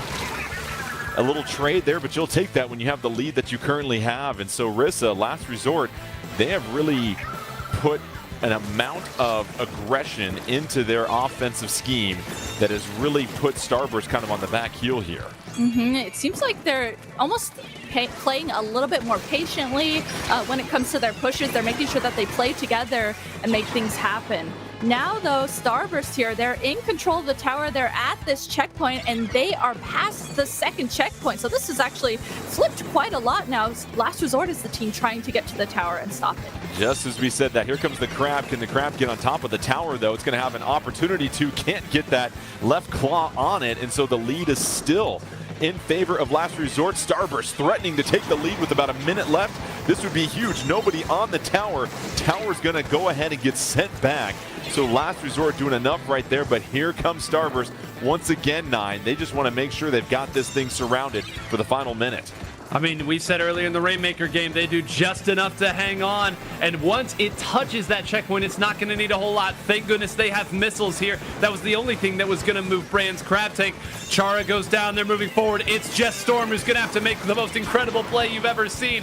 Can only run away, losing the lead with 30 seconds left. Starburst, the pedigree, comes through, and that's another checkpoint down as they march towards the end. And Starburst looking for the KO. Can they get it down the stretch? They took the lead back. Under 20 seconds left. Last Resort will have to go the distance here, but Starburst wants to put a lid on the comeback. 13 seconds left. 2 members of Starburst on the tower, and they are going to send Last Resort to the canvas with the KO, and Starburst will be your first winning team, and they are headed to the Splatoon 3 2023 championships. Rissa, We say it again with Starburst. You have to play them for every single second of the mode. If not, they will find that opportunity. And despite Last Resort looking like they were in control for this entire game, all it took was just enough momentum at the end, and Starburst was able to just overpower Last Resort and get that KO. And that's something that I see consistently from Starburst that is really, really impressive. You know, even if they're down in situations like that, we saw Last Resort absolutely dominating the beginning of that game. Starburst just has this mindset where they can sit back, play patiently, and tell themselves, okay, it's fine, we got this. And they consistently do that, and that's why they're one of the top teams here in North America. So just being able to just have that patience, say, okay, we got this, is something that I think Starburst just is really good for them. All right, let's go ahead and check out the bracket here as Starburst doing what Starburst does, and that is win championships and win tournaments. And so, as we said before, that trip to the Splatoon 3 2023 championships, the championship qualifier trophy, and a host of goodies as Starburst can set their controllers down and relax, knowing that they took down some pretty fierce competition. However, when we come back, though, it's going to be Jackpot versus Duck Gang. And we saw Jackpot take Starburst to 5 games. Duck Gang was able to take Last Resort to 5 games. And so this will be very exciting. Don't go anywhere. When we come back, we'll bring you the first matchup of the losers bracket. We still have one more slot to fill for the Splatoon 3 Championships 2023. We'll be right back.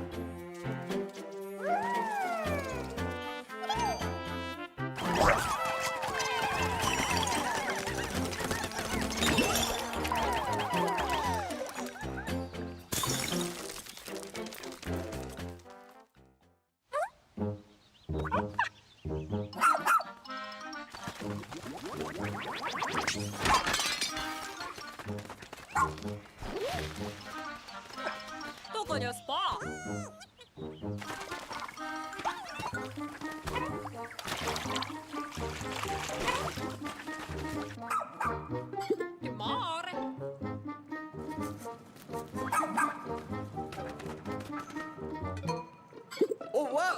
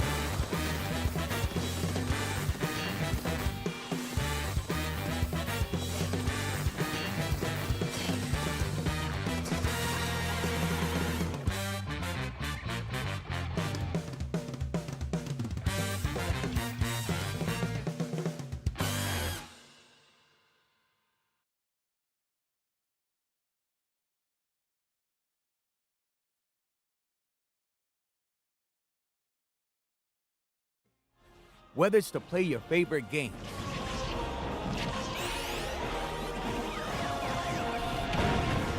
to play for school pride,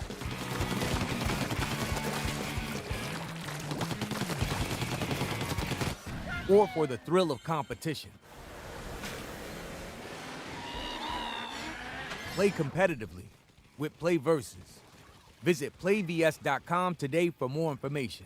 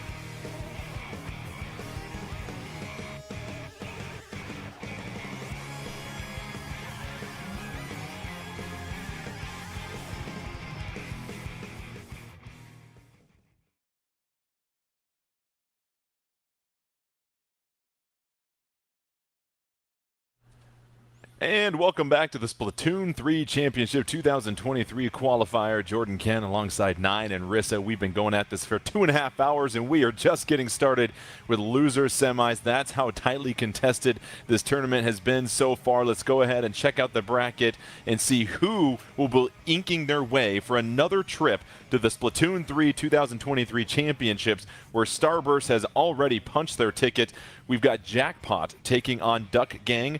Both of these teams lost Game 5 in their respective semis. Whoever wins this will then take on Last Resort. And so, Nine, you look at Jackpot, and this is a team that even though they dropped down to loser semis, they are right up there with Starburst as one of the best squads in North America. Absolutely. Until last month, you couldn't say that there were any teams on par with Starburst, much less that could beat them in North America. And now Jackpot has done it in a previous tournament, so they certainly feel like they deserve all the accolades that Starburst is getting, and I'm sure they are looking immediately straight forward to their path to try to get a rematch later on in the year with Starburst. Duck Gang will be a tricky opponent for them to get through, very different than what they played in Starburst, but for Jackpot, they have to be feeling confident, maybe a little bit angry with the way that last set ended. Yeah, I imagine, Rissa, you get to Game 5. They were up 2-1, don't forget, over Starburst in full control. You obviously feel like, okay, we can take care of business against Starburst. They've got to prove themselves now in loser semis. As Nine mentioned, Duck Gang, a team that can give you issues. They were down 0-2, almost reverse sweeped Last Resort. And so if you are Duck Gang and you are the underdog coming into this, we do like to set up the title cards like that. What do you have to keep in mind against Jackpot? Are they a team similar to Starburst where it's going to be this wall, or is Jackpot one of those teams that is just going to look for that one opening and push like crazy? You know, Jackpot is kind of a mix of both of those things, I feel like. They have that ability to set up a wall and hold spaces when they need to, but they can also, like we've seen previously, Madness and Leafy do, you know, play really aggressively and make things happen if they need to just, in the flick of a switch, make something happen really, really fast. So when you're Duck Gang going into this, you know, definitely Jackpot is going to be on par with what Starburst is and how Starburst plays. So you got to be really thinking about, okay, we're going into this first game. How do we get a feel for how Jackpot's playing? What can we do with our comps? Because like we've seen previously too, Duck Gang has switched up their comps. So they might, you know, take this first game to get a feel for what Jackpot's doing and then switch it up as we go on. And we are going to have a familiar mode and stage. It is Splat Zone's Hagglefish Market, which has really been a strong combination for both these teams here, 9. We saw what Duck Gang was able to do when they were down 2-0, just mop the floor with Last Resort in Splat Zones at Hagglefish Market. Well, interesting to note here, I would argue the centerpiece of that comp is nowhere to be seen. Rissa, there's no Splattershot Jr. Instead, Drifty has opted to go back here to the NZAP 85. They're going to try to tacticaler their way through, but that is a dangerous game to be playing against a team like Jackpot. We see Jackpot come in there with the Inkjet and already take the zone and take out 3 members of Duck Gang and Rissa. They are pushing forward. No qualms about what they're trying to do. They're going to lock you out and make life miserable for you to try and get back to the middle. Yeah, if you look at Jackpot's comp too, there's the double ballpoint. There's a splash, which has a crab. So that's, you know, almost kind of like another splatling that you add to your comp when it's in effect. So, I mean, Duck Gang here tries to get in, but Inkjets come out from all angles, and Duck Gang not quite able to get back in with all that range that Jackpot has. Jackpot so far dominant, just coasting their way, a 70-point lead at this point. However, Duck Gang does have a numbers advantage. They're going to have to strike quickly, though, to at least apply that penalty. Can they get any closer? They do a wipeout at a critical moment, and that's going to tack on 63 seconds of penalty for Jackpot, and now it'll take a little bit of time, and Jackpot wants that KO, and here's Duck Gang. All it takes is one turn of momentum here, 9, and hopefully they can try and seize it here if they want to get back into it. Yeah, probably not where that jump was intended to go. Very lucky to be escaping is Henry here on this tri-slosher, but wow, 3-4 people shooting at that 4th player on that side, and an incredible direct to close out Madness as well. Hold on a minute, that was 2 players that they probably should have been able to get, but with enough precision, they've done it. And now suddenly you're starting to see it's a little difficult when you have to rely on the Inkjets in long range to get back in. Jackpot's gonna need a nice shot here if they want to fight back in. This is quite the turn already. Duck Gang, they were down by nearly 80 points, and all of a sudden, they might take the lead back from Jackpot. Hanging on for a couple more seconds, and Duck Gang has snatched the lead like soggy bread in the water here. And Rissa, all of a sudden, they've just got to push out here for 6 more seconds. Just 4 more seconds. They're continuing to take down members of Jackpot. And Duck Gang secures game 1 of the set versus Jackpot. This is why we play Splatoon 9, because you never know what's going to happen. In one moment, it looks like Jackpot is cruising to a KO. Then all of a sudden, the plucky gang is able to come right back and post an unbelievable comeback. And listen, you pointed it out. If you have those long-range weapons and you get pushed out, those aren't the best approaching tools necessarily against a team that is going to be moving fast and has some excellent shooters. This was unbelievable by Duck Gang, and I imagine this builds tremendous confidence going into the second game. It absolutely has to. And, you know, the ballpoint splatling is a very versatile weapon. Positioned properly, it's got a good sub-weapon in that Fizzy Bomb. It's got a great special in that Inkjet as well. It's got all the tools. Running double ballpoint does not mean that all hope is lost, but you start to see one player gets pushed off to the side, they have to run away. Suddenly you can't position where you would like to. Your margin gets a little more thin than if you had run maybe 3 frontline weapons and then that ballpoint splatling on the back. And that's really all it took. They weren't able to get much follow-up off of their Inkjets, and credit to Duck Gang as well. We questioned if they could win. We questioned the change on the comp. There's your answer. Up 1-0 over one of the strongest teams North American Splatoon has ever seen. Yeah, this was similar to the winners finals where Last Resort took the first game, and now we'll see how does Jackpot respond. They've obviously faced adversity before, and you know, Rissa, if you're Duck Gang, this is how you do it. You don't quit. That's what we saw in their entire set where they were down 0-2. Now that mentality, they just got to take it one game at a time here. This team, they have all previously been a team together, so they all know how each other plays. And then, like we talked about in the very, very beginning of this stream, this team has actually been known to cause upsets for higher level teams like this. So having a game like this against Jackpot, I think, is a great start for Duck Gang. They just need to continue doing this moving forward when we head into this next game. All right, well, we will get set here. It'll be interesting because Duck Gang gets to choose the game mode. And obviously the map will go to Jackpot here. I imagine if you're Duck Gang, what are you leaning towards, 9? What do you think where you might have the advantage? Well, we just got word from on high that it is Rainmaker that has been chosen here. So this is another interesting one because again, Duck Gang, a team that did not play so well the last time Rainmaker came up against them. Now that was against Last Resort, but we said this is a tricky team. They do have the ability to switch up at times. They can run the missiles. They can run that new Wiper Deco as well. Set up some beacons, throw a wrench in the machine as it were. And we're going to Eeltail Alley as well. So again, you feel like maybe you can take advantage of some of these high points hitting over the sides of things. I think there's a real opportunity for them here because they have shown a willingness to be more versatile, to change their comp up. And from Jackpot, it's been a lot of the same. And this will be interesting because Jackpot's not afraid to shake things up as well, too. And when you get two teams here, Rissa, that aren't afraid to adjust, it's going to mix things up. It's almost like who can have the best counter pick, and as far as who's going to maybe get that upper hand with strategy. And so you look at what needs to happen here for Rainmaker and what we've seen from Duck Gang.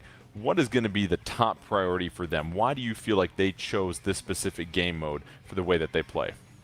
Ooh, I think, a lot of it comes down to the fast pace that they can play out when they get set up. If they're set up like we just saw in that first game, they can make things happen really, really fast. So going into Rainmaker, it's almost reminiscent of Last Resort in a way. If they can get set up and make things happen, they can set up beacons, they can jump to each other when they are holding areas. So if they're able to just capitalize off of that play style, I think they can make things happen, and that's why they went ahead with this one.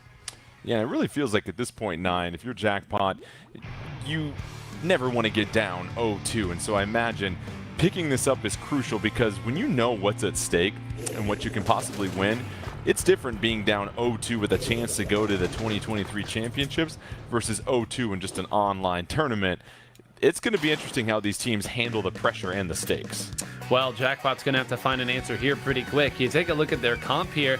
They're going back to what I would consider much more of a Jackpot comp. They have finally put Leafy back on a shoot her to let her run wild, I should say.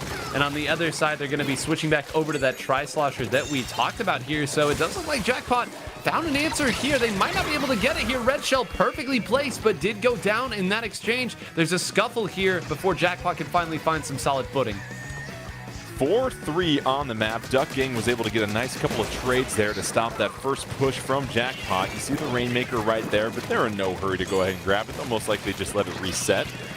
And as they continue to find their footing, it seems like they're playing a little bit more patient here, Rissa, finding that perfect opportunity instead of just stepping on the gas full speed.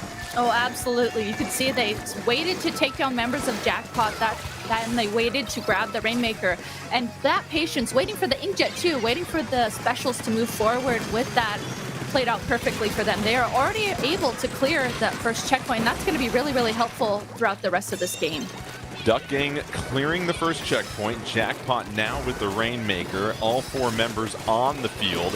Trying to push forward. They pick up a critical splat. That'll make things a little bit easier. Trying to jump up above and get to that checkpoint. Teammate moves forward to apply a little bit of pressure. That trade is critical, though, because that opens up the door, 9. Yep, and again, it's Jackpot. Eventually they're going to force the fights they want, and they're going to capitalize. .Q could absolutely break this game open with one good inkjet here. Has found a target. The target will not escape. That's another one goes down. A 3, a wipeout. They are going to sprint to the finish. And, well, Jordan, you asked why you go to this map, to this mode. There you go. The proof is in the pudding. All right, so Jackpot quickly evening things up at 1-1. That wipeout leading to the KO. And Rissa, that's exactly the response they wanted to give, not only for their own confidence, but to kind of send a message to Duck Gang that, listen, you might get us for one game, but don't forget who we are. We are Jackpot. We really saw that there too. Initially they had grabbed the Rainmaker. Duck Gang had put a stop to that push that Jackpot started to try, and Duck Gang was able to get through that first checkpoint. But then all of a sudden, Jackpot, we talked about sometimes they can play a little bit more aggressively, or sometimes they can set up a wall and play a little bit more patiently. There, they took the moment to play aggressively. They made something happen, and they definitely showed Duck Gang that they are still in this. So now they switch to a different loadout, as you said here, 9, and now we have tower control, and this was their choice. And I imagine you won't see much of a deviation from what we saw as far as their loadout, because that right there was a much different result than what we saw in Game 1, where Duck Gang was able to kind of ice them out.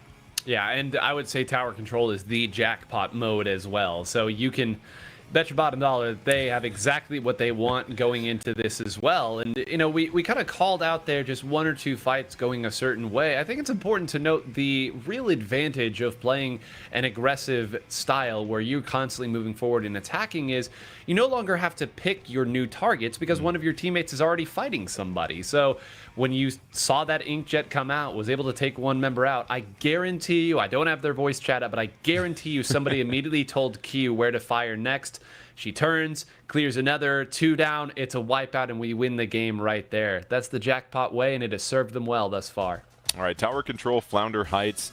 It's one of those interesting maps here where, Rissa, a lot of verticality, right? That tower's got to go up and down before it can go east and west for the most part, and this was a map that has a lot of mobility. We saw this from Last Resort. You play Eeltail, you kind of get bopped around a little bit. Now you want to go to a map where there's more mobility. It feels like that's the focus for Duck Gang, is how can we move around and use our speed and evasiveness to help give us an advantage.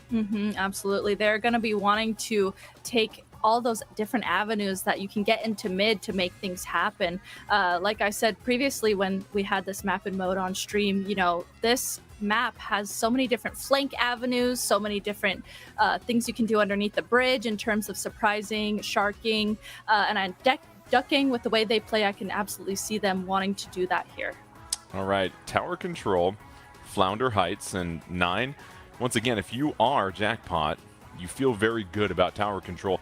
Now that the map's a little bit more wide open, do you lean back to some of those more longer distance weapons, or do you stick with what you saw and had so much effectiveness with in Rainmaker?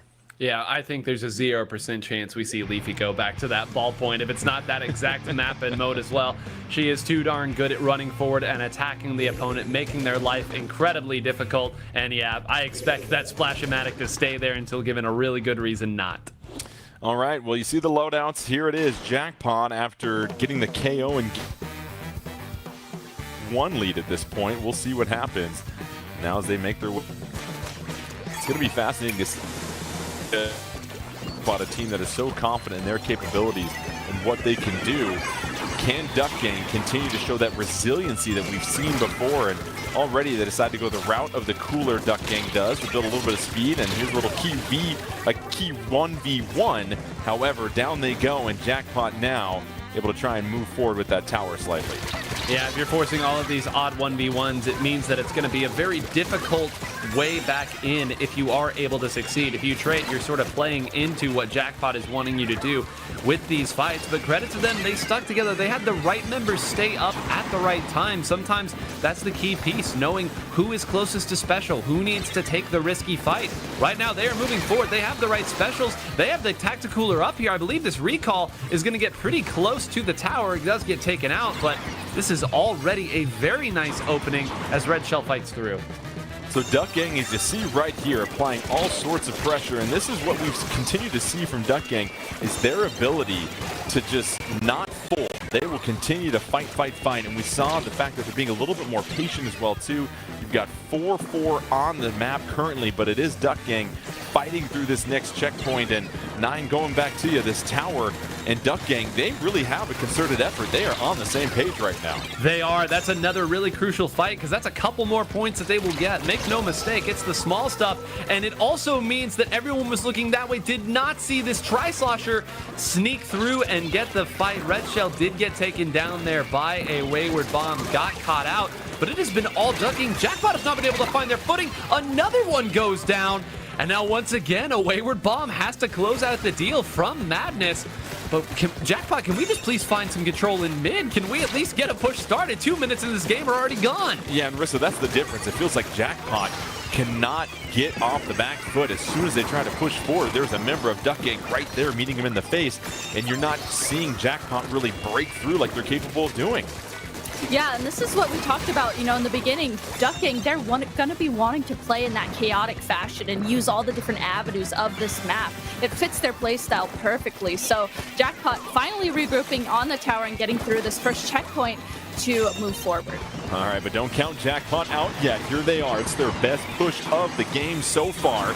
See that Zipcaster trying to get behind, but the Octo Brush gets snuffed out, and now it is 4-1 on the map, and here is where Jackpot can strike right here, 9.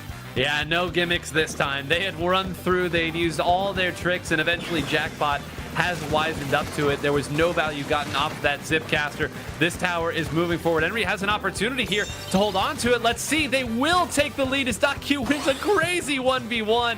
If she had lost that, they would have been stuck at 31 points, and all of the work would have been for naught. But they will come away with a hard-earned lead, and it's going to be very difficult. That is half of the penalty that is, or the checkpoint rather, that is gone. That's how far Duck Gang is going to need to get.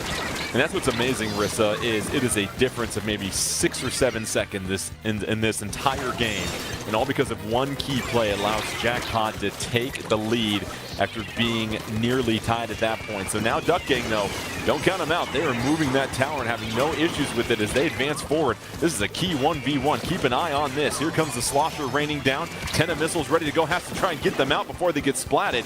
They will get those deployed. That'll try and spread out and maybe buy enough time for Duck Gang, but no, they get splatted, and it's just an Inkjet that has to retreat. Rissa, that was huge by Jackpot. That was such a clutch defense there from Jackpot. That got so close, literally within 4 points. So Jackpot getting the specials they needed at the last second there to make sure they had their defense ready was super, super clutch on them. And 9, all that work, and now the tower's back at mid, and you have just 45 seconds to try and push it nearly to the goal. And it's going to be a matter of Jackpot, I imagine, switching to more of a defensive focus and getting those specials built up. Yeah, and once again, no value gotten off of that Zipcaster. The Octobrush, so strong going forward, it doesn't need a whole lot, but you saw Madness was already turned around knowing where that Zipcaster was going to go to close it out. All of these fights mean that much more. Jackpot has their tactical up, so even if they lose this fight, they're going to get the opportunity to have one more. And keep an eye on .Q. She is going to hold on to this triple ink strike as long as necessary. Here's .Q just sitting back with that triple ink strike. You see 7 seconds left. I imagine it'll be deployed here momentarily to close things out. Here come those triple ink strikes, trying to put a stamp on this one. It's headed to overtime, able to pick up one splat. Zipcaster coming through, but it is not going to be enough as Jackpot picks up game 3 and a 2-1 lead. But Rissa, it came down to the performance of .Q when things were essentially tied at 31. Being able to just hang on for a couple more seconds and make an incredible one-on-one play was the difference for Jackpot in this one. Yeah, sometimes just having the patience and then just being able to have the game sense too to make plays like that happen is so, so good. Definitely shows why Jackpot is one of the top teams right now in North America. So just having the game sense to know, okay, just wait, we can make this thing happen. Just wait and have some patience to do it. And that's exactly what .Q was able to do. All right, Clan Blitz coming up next here, 9. And for Jackpot, what are they looking for in Clan Blitz? Obviously, this is a team that can be successful in any mode, but this is one that can possibly work out pretty well for the loadout that they have and their style of play. What stands out to you here? Yeah, the map's going to mean a lot here, right? Because we have seen now what an Eel Tail Alley looks like, and when Jackpot can force all of these fights on their terms, get a burst bomb here, a little chip damage there, you saw what that looked like. It wasn't pretty for Duck Gang. So I think if you're Jackpot, you run generally the same sort of comp here, maybe a little bit more sustainability from one of these weapons, and the only adjustment that you would make would really come on what map is chosen here. I think if there's anything that's going to flex, it's going to be .Q. We've, of course, seen here kind of be the MVP of a couple games, both with the ballpoint splatling and, of course, with that Neo Splash-O-Matic. I think they're really waiting on that before they truly lock in what they're going to go for in this game number 4. Yeah, the map's going to play a huge role in this, and if you are Duck Gang, where do you give yourself the best chance here, Rissa? And I imagine, again, they fare a little bit better when they have more mobility. The good news for them is they won't be locked into Eel Tail Alley, but you look out there, maybe an Umami Ruins might be a good pick for them. Nice wide open map that gives them the chance with that mobility. You know what? That's actually right where my brain went to, was Umami Ruins. They're going to have that. That map is good for them because there's a lot of open space for them to make things happen, but there's also a lot of places where they can shark around areas, make plays happen with their sharks and that quick play that they like to do. It has a little bit of both of those things, and I could see them making that work. You know, it's nice when sometimes these players make us look smart. It is Umami Ruins, and it will be Clan Blitz, and so we'll see how this goes. It's the game mode that, well, for Jackpot, you have to play because you have to go through all 4 of them first. But this is the map. If you are Duck Gang, it gives you a chance to move around. And so What's critical here about movement on Umami Ruins here, 9? Because you've got a little bit of an elevated mid here with some other points that you can apply some pressure. But is this a map where, especially on Clan Blitz, you've got to get that first initial punch and then you'll take the lead, or can you really take control of this game at any time? Well, like a lot of Splatoon 3 maps, this is one where it's very difficult and very telegraphed with how you're going to break out of your own spawn. So more than a lot of the other maps on Clan Blitz, I would say the biggest frustration for these teams is going to be if the opposing team scores and doesn't go 2 or 3 down in the process, you're going to have to use some specials and fight hard simply to get back to mid. The clam spawns on this map very much favor teams getting push after push after push. So this is where that pedigree, that patience, and again, an understanding of your opponent's respawn timings when you are safe to move forward versus when they've jumped back in is going to give you the edge.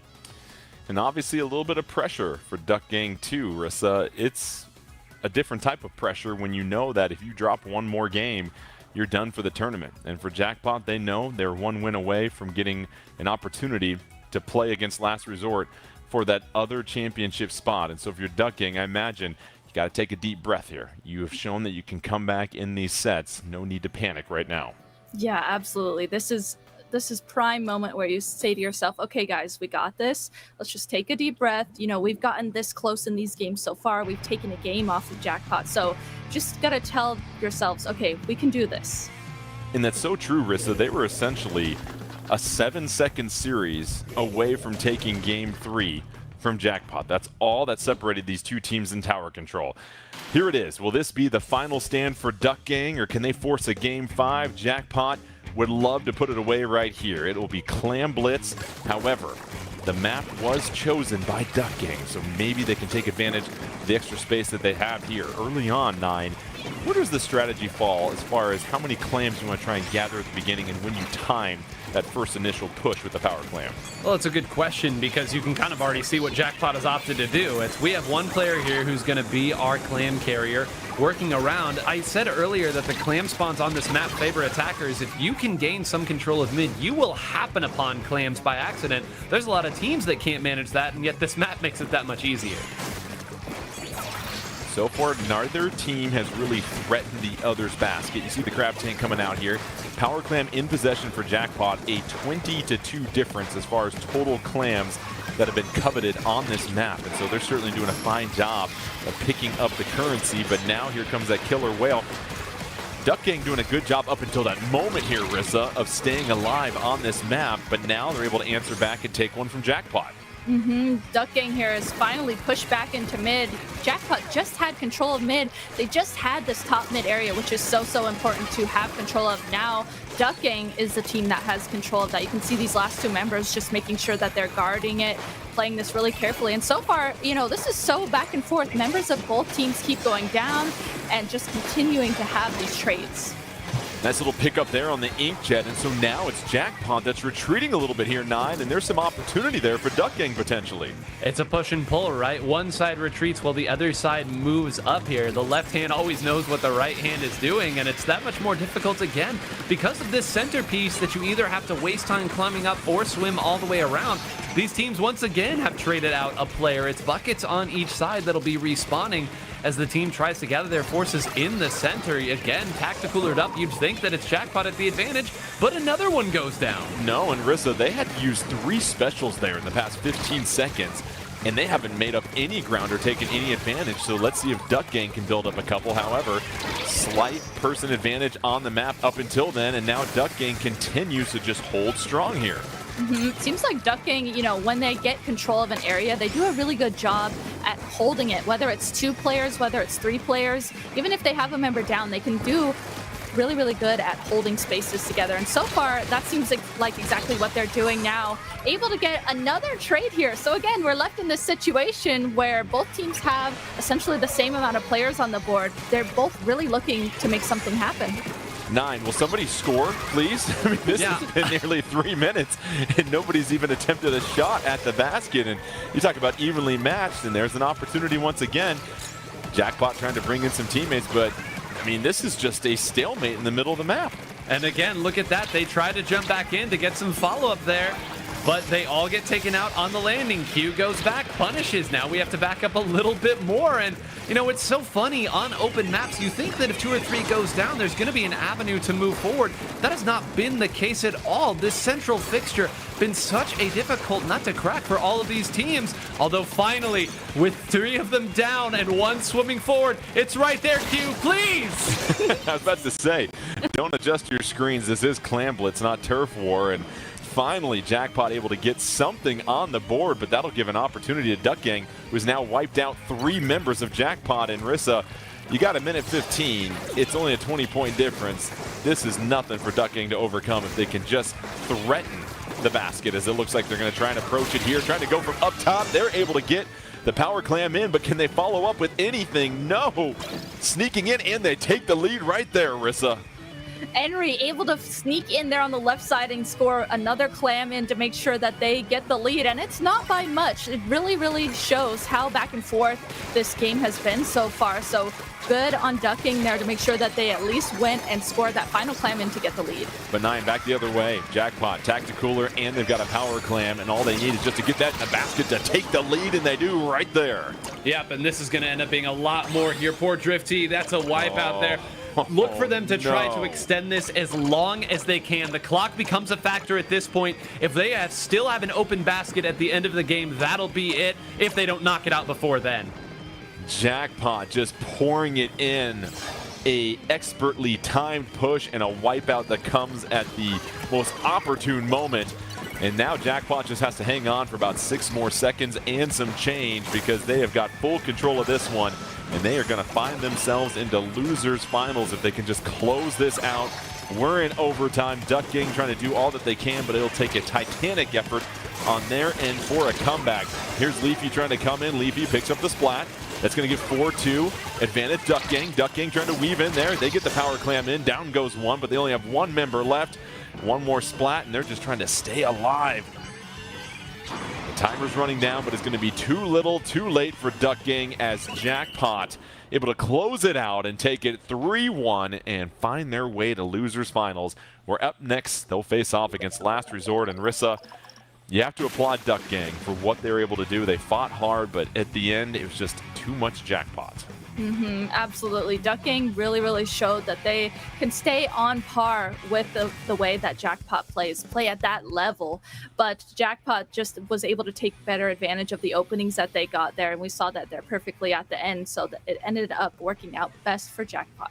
All right. Well, Jackpot going 4 games, 3-1 victory over Duck Gang right there. So let's go ahead and check out the bracket and get set for losers finals. It'll be our final set of the night. Last Resort versus Jackpot. What's at stake?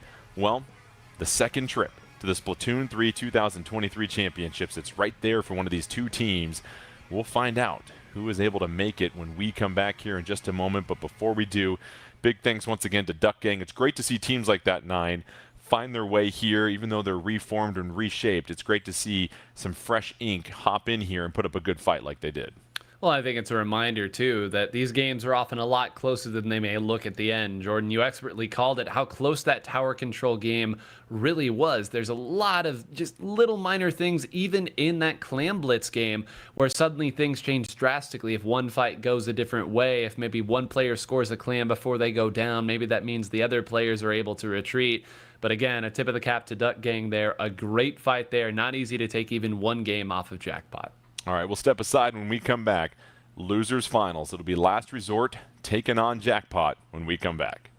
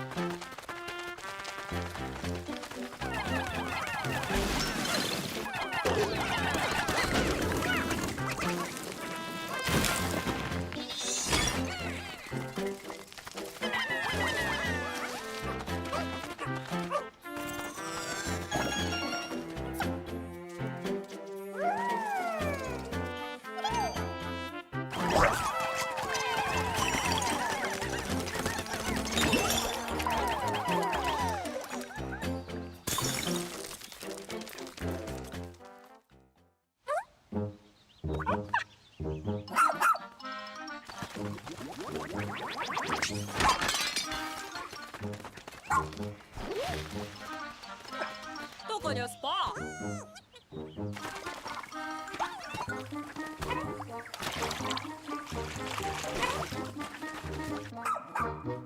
Che more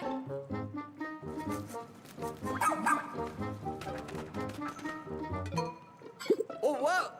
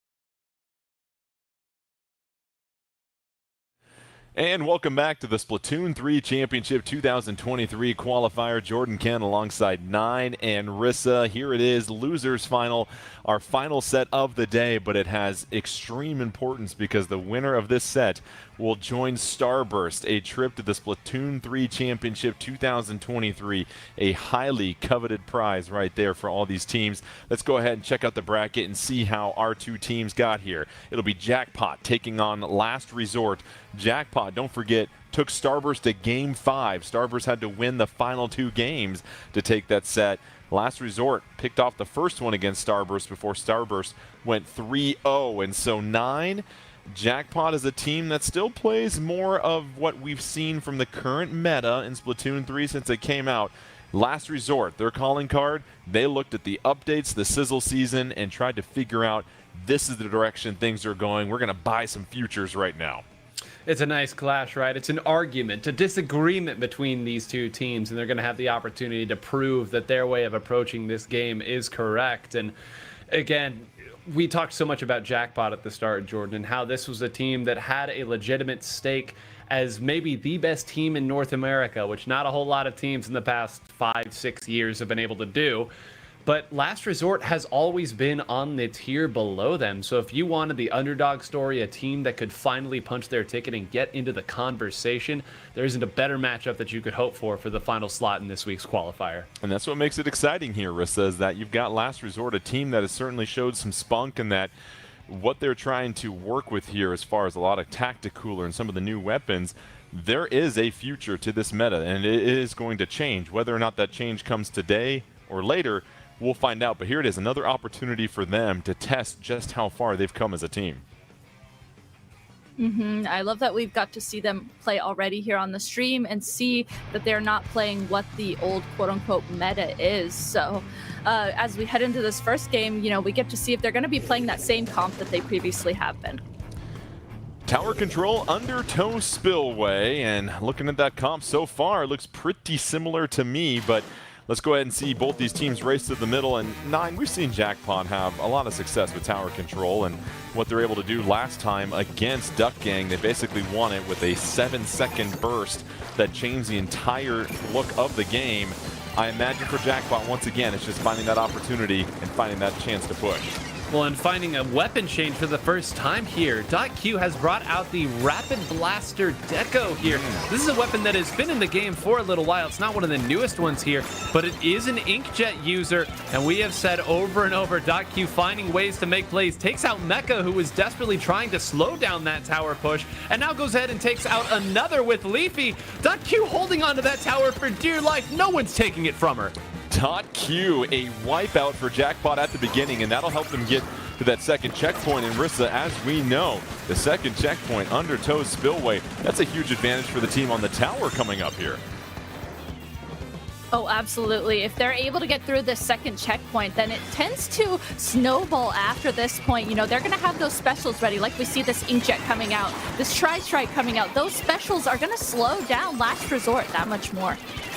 Jackpot still pushing forward. They get to the final checkpoint, finally slowed down as Last Resort is able to use a lot of specials to push him off the tower, and now Last Resort can finally let that tower reset for the most part, but the damage has been done as far as Jackpot getting that opening hit. And 9, now it's going to be up to Last Resort. How do they try to get that tower moving forward and start playing on the Jackpot half of the map?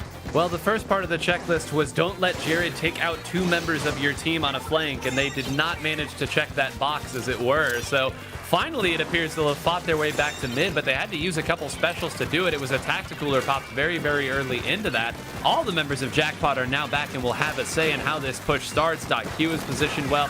They're firing at Char, and of course, they had snuck Madness up as well. So expect to see a lot of this. A couple players on each side going down until one team makes a big error. Yeah, we see Storm Hero doing a fine job with that Splatling, just playing the backliner here for a moment as they finally get to checkpoint 1. However, they don't have anybody on the tower. The Inkjet is out as well too for .Q, and that's just putting all sorts of pressure on Last Resort. They can't find any daylight right now in undertow spillway, and it's just been too much Jackpot at this point here, Rissa. They just come in wave after wave. A really nice job of lining up special after special to keep this pressure on Last Resort. Yeah, that's exactly what I was going to say. When it comes to Jackpot, whether it's playing defense like we're seeing right now or the offensive push that we saw initially, they are always making sure they have specials ready. And those specials, they're playing off of them really well too. You see this tri-strike come out on the left side. There's members there pushing through that tri-strike. So these specials are really, really coordinated and working out so great for Jackpot. However, a nice little pickup for Last Resort. 3-1 on the map now, so that tower is going to slowly move back towards mid. But the question is, can they advance past mid here, 9? And so far, Jackpot has been there with an inkjet or pressure coming from both the left and right-hand side of the map. And already, here comes the Crab, putting a lot of yellow ink onto that tower. Yeah, and it's going to give Jared the opportunity to move up as well. Goes to try to chase down Chara. That's once again going to buy space. These players, they're so good at dealing in units of space and time and seconds and how all this ends up connecting. They understand the composition and the anatomy of a push. So everything you've done that's good, you've managed to get a few points, but how long did it take you? How many specials did it take you? And what did you have to give up in return? You saw Chara go down to .Q, that blast, as we said before, switching weapons, but has been just as effective as well too. However, Last Resort trying to get through that second checkpoint. That's the furthest they've advanced. 1v1, Wiper goes down, and that is a key pickup, Rissa, because that tower was deep into Jackpot territory and they're able to play some more defense. It was, and if you saw too on the bottom right side, that was Arashi who jumped in and was able to play. I think Arashi jumped in off of a beacon, so good on Jackpot for shutting that down, because if Arashi was able to make a play happen off of that jump in, that could have gotten really, really deadly. Yeah, 3-on-1, that's not going to work out too well as Jackpot loses another member. Last Resort just trying to push forward. 40 seconds left. Tower is in med. Here comes that Reef Slider. Tries to open things up just a little bit. Tacticooler is engaged. Tower is starting to advance. However, they're down a member, and they've got to pick up the splat here. That was critical by Chara. Chara trying to move forward, but goes down to the Rapid Blaster once again, 9. That was the one that was needed right there. They had finally built some momentum. They just needed to find a way to take out that defensive turret before it could get set up and get the specials where they wanted to. Not able to do that means they're going to have to go back to mid, back to the drawing board, and the first thing is, how do we fight through a triple ink strike?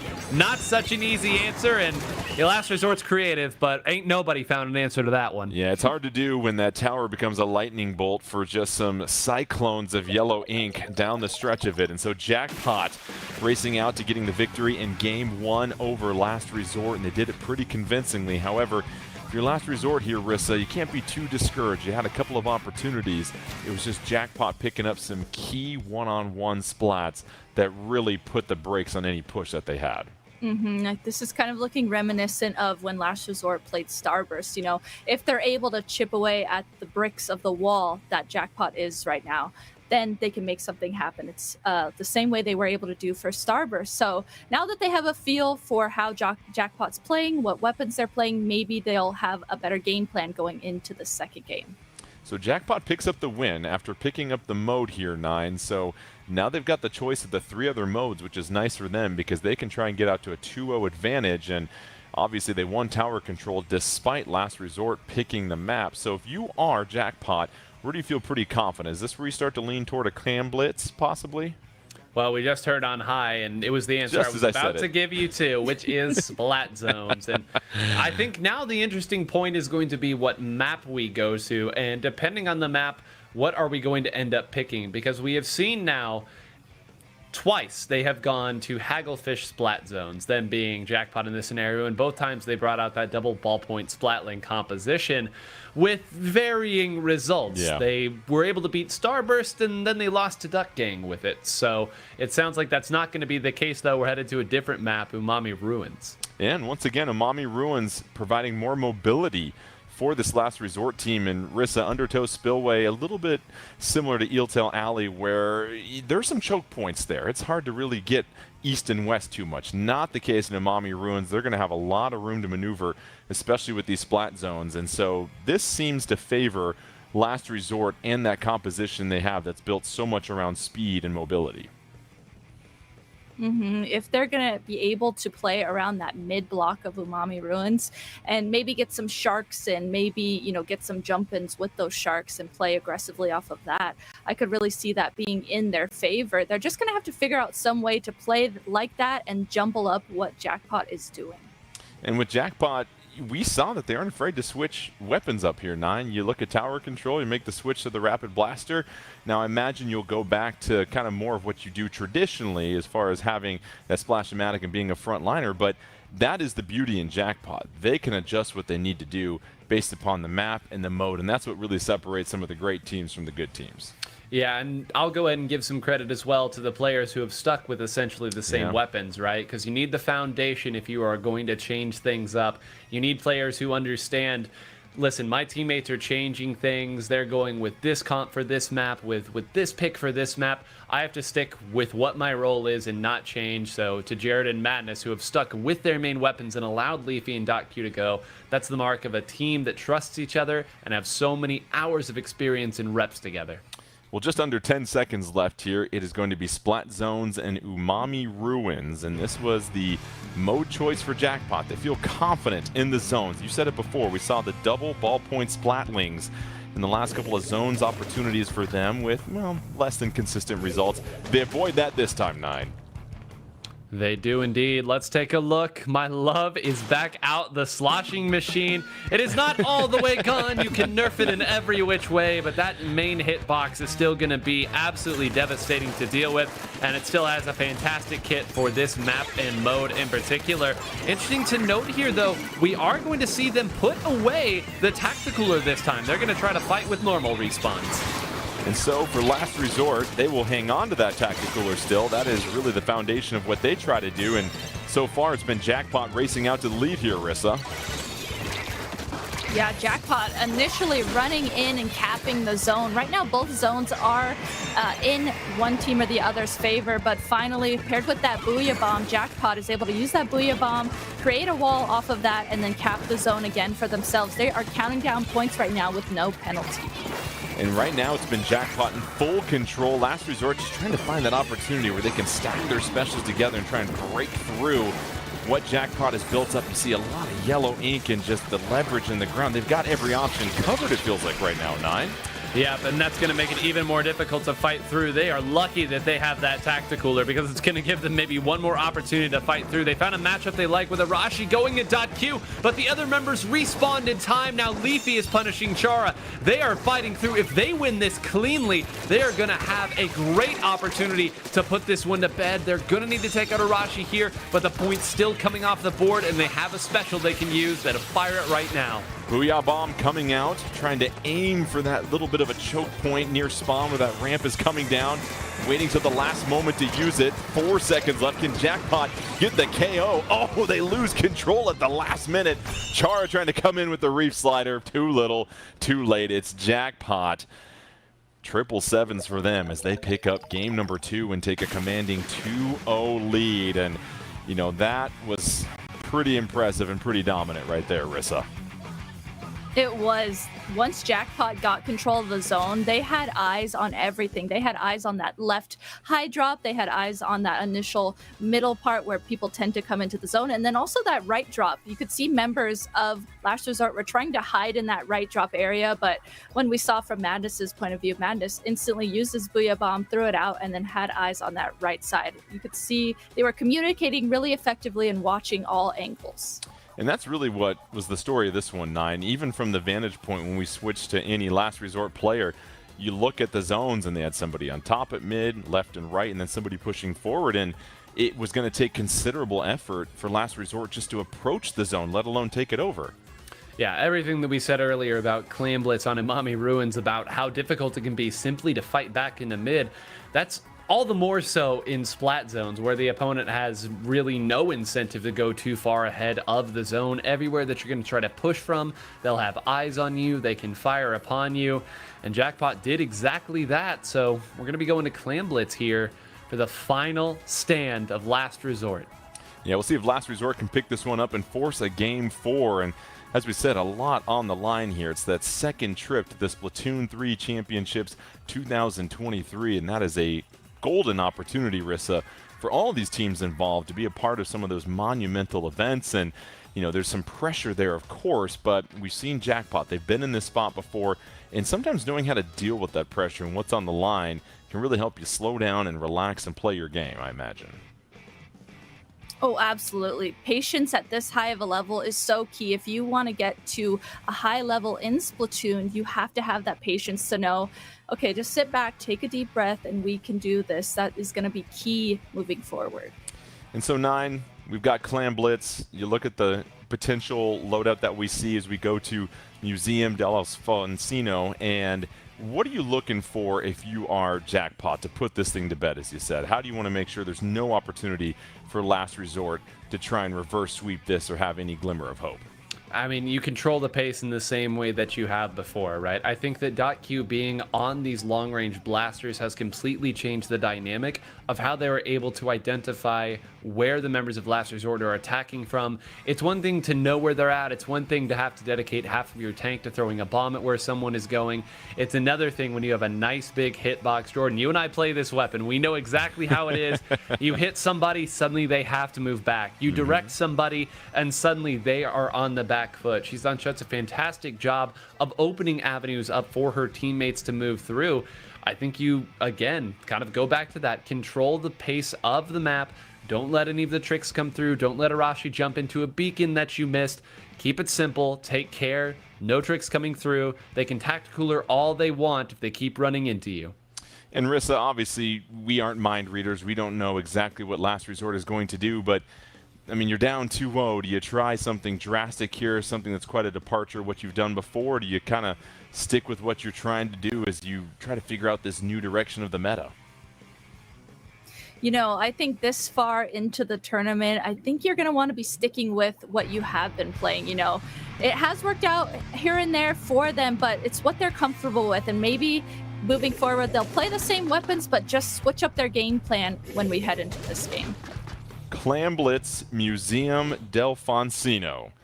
A chance for Jackpot to get the sweep and head to the Splatoon 3 2023 championships. Last Resort, well, they're going to have to rely on their Last Resort if they want to keep this thing alive. They're down 2-0.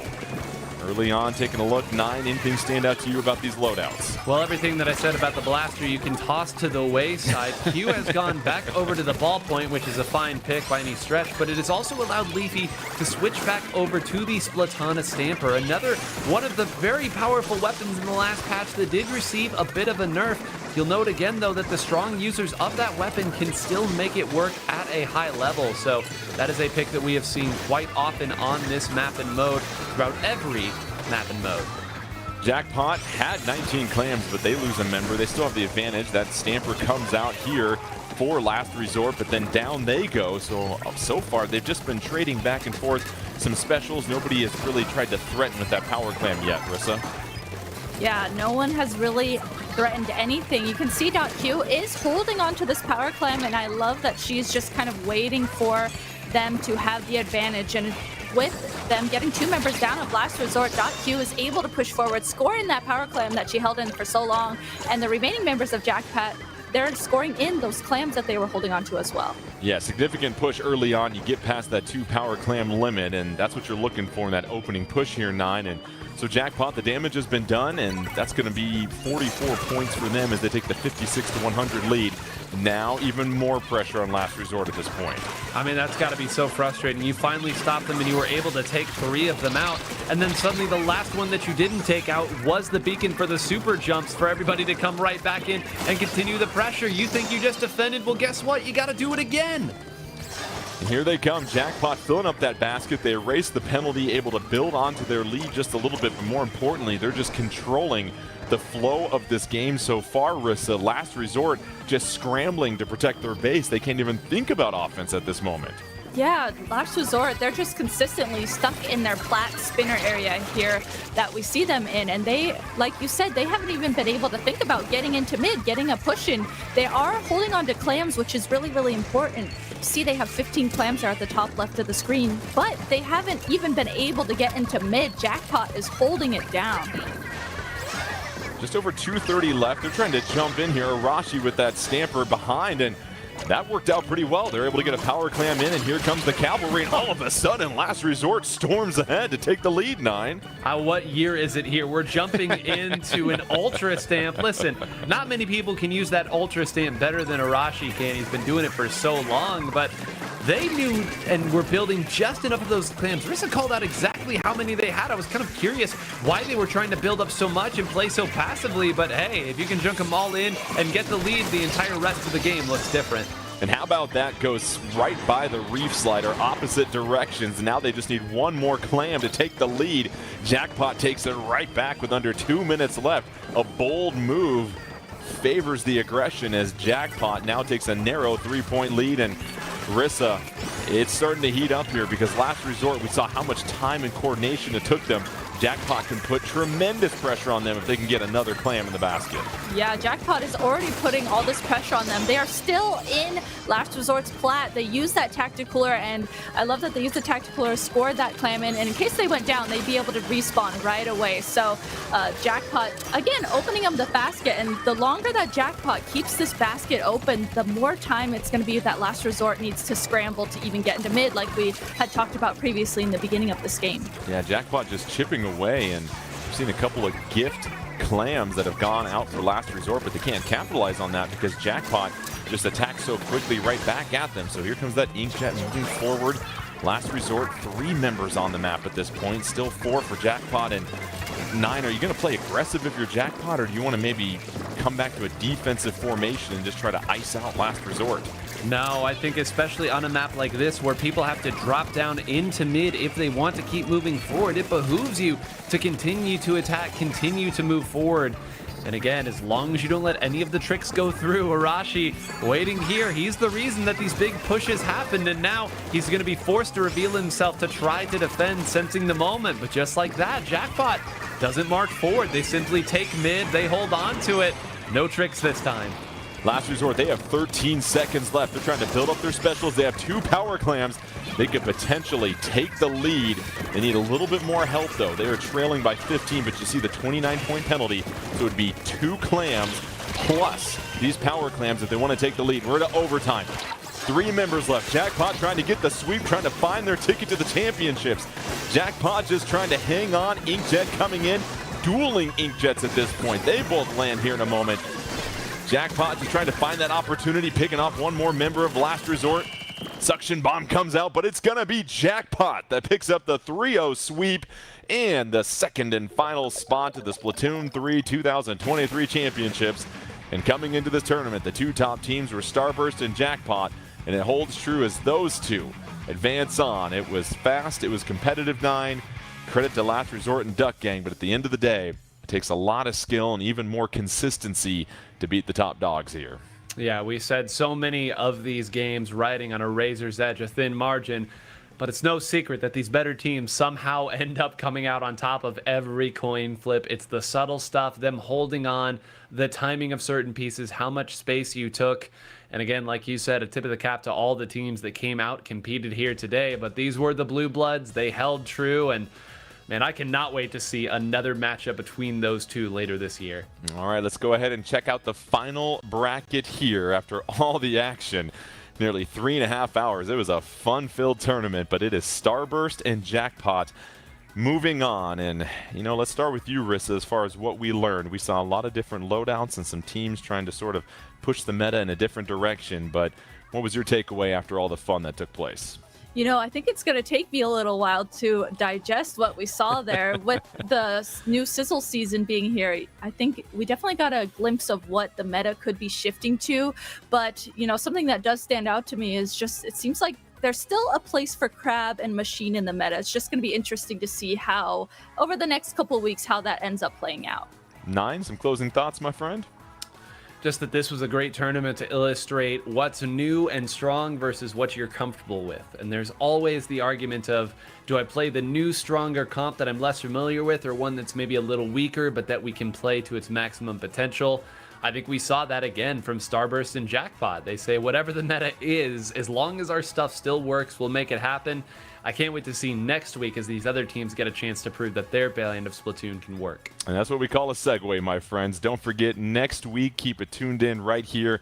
2 more teams will punch their ticket to the Splatoon 3 2023 championships. Maybe we'll see Last Resort, and maybe we'll see Duck Gang back in the fold of things. But for myself, Nine, and Rissa, our wonderful production team, thanks again for joining us. Don't forget to keep it tuned in to Nintendo Versus for all of your competitive Nintendo action. From all of us here, enjoy the rest of your Sunday, and we'll see you next week.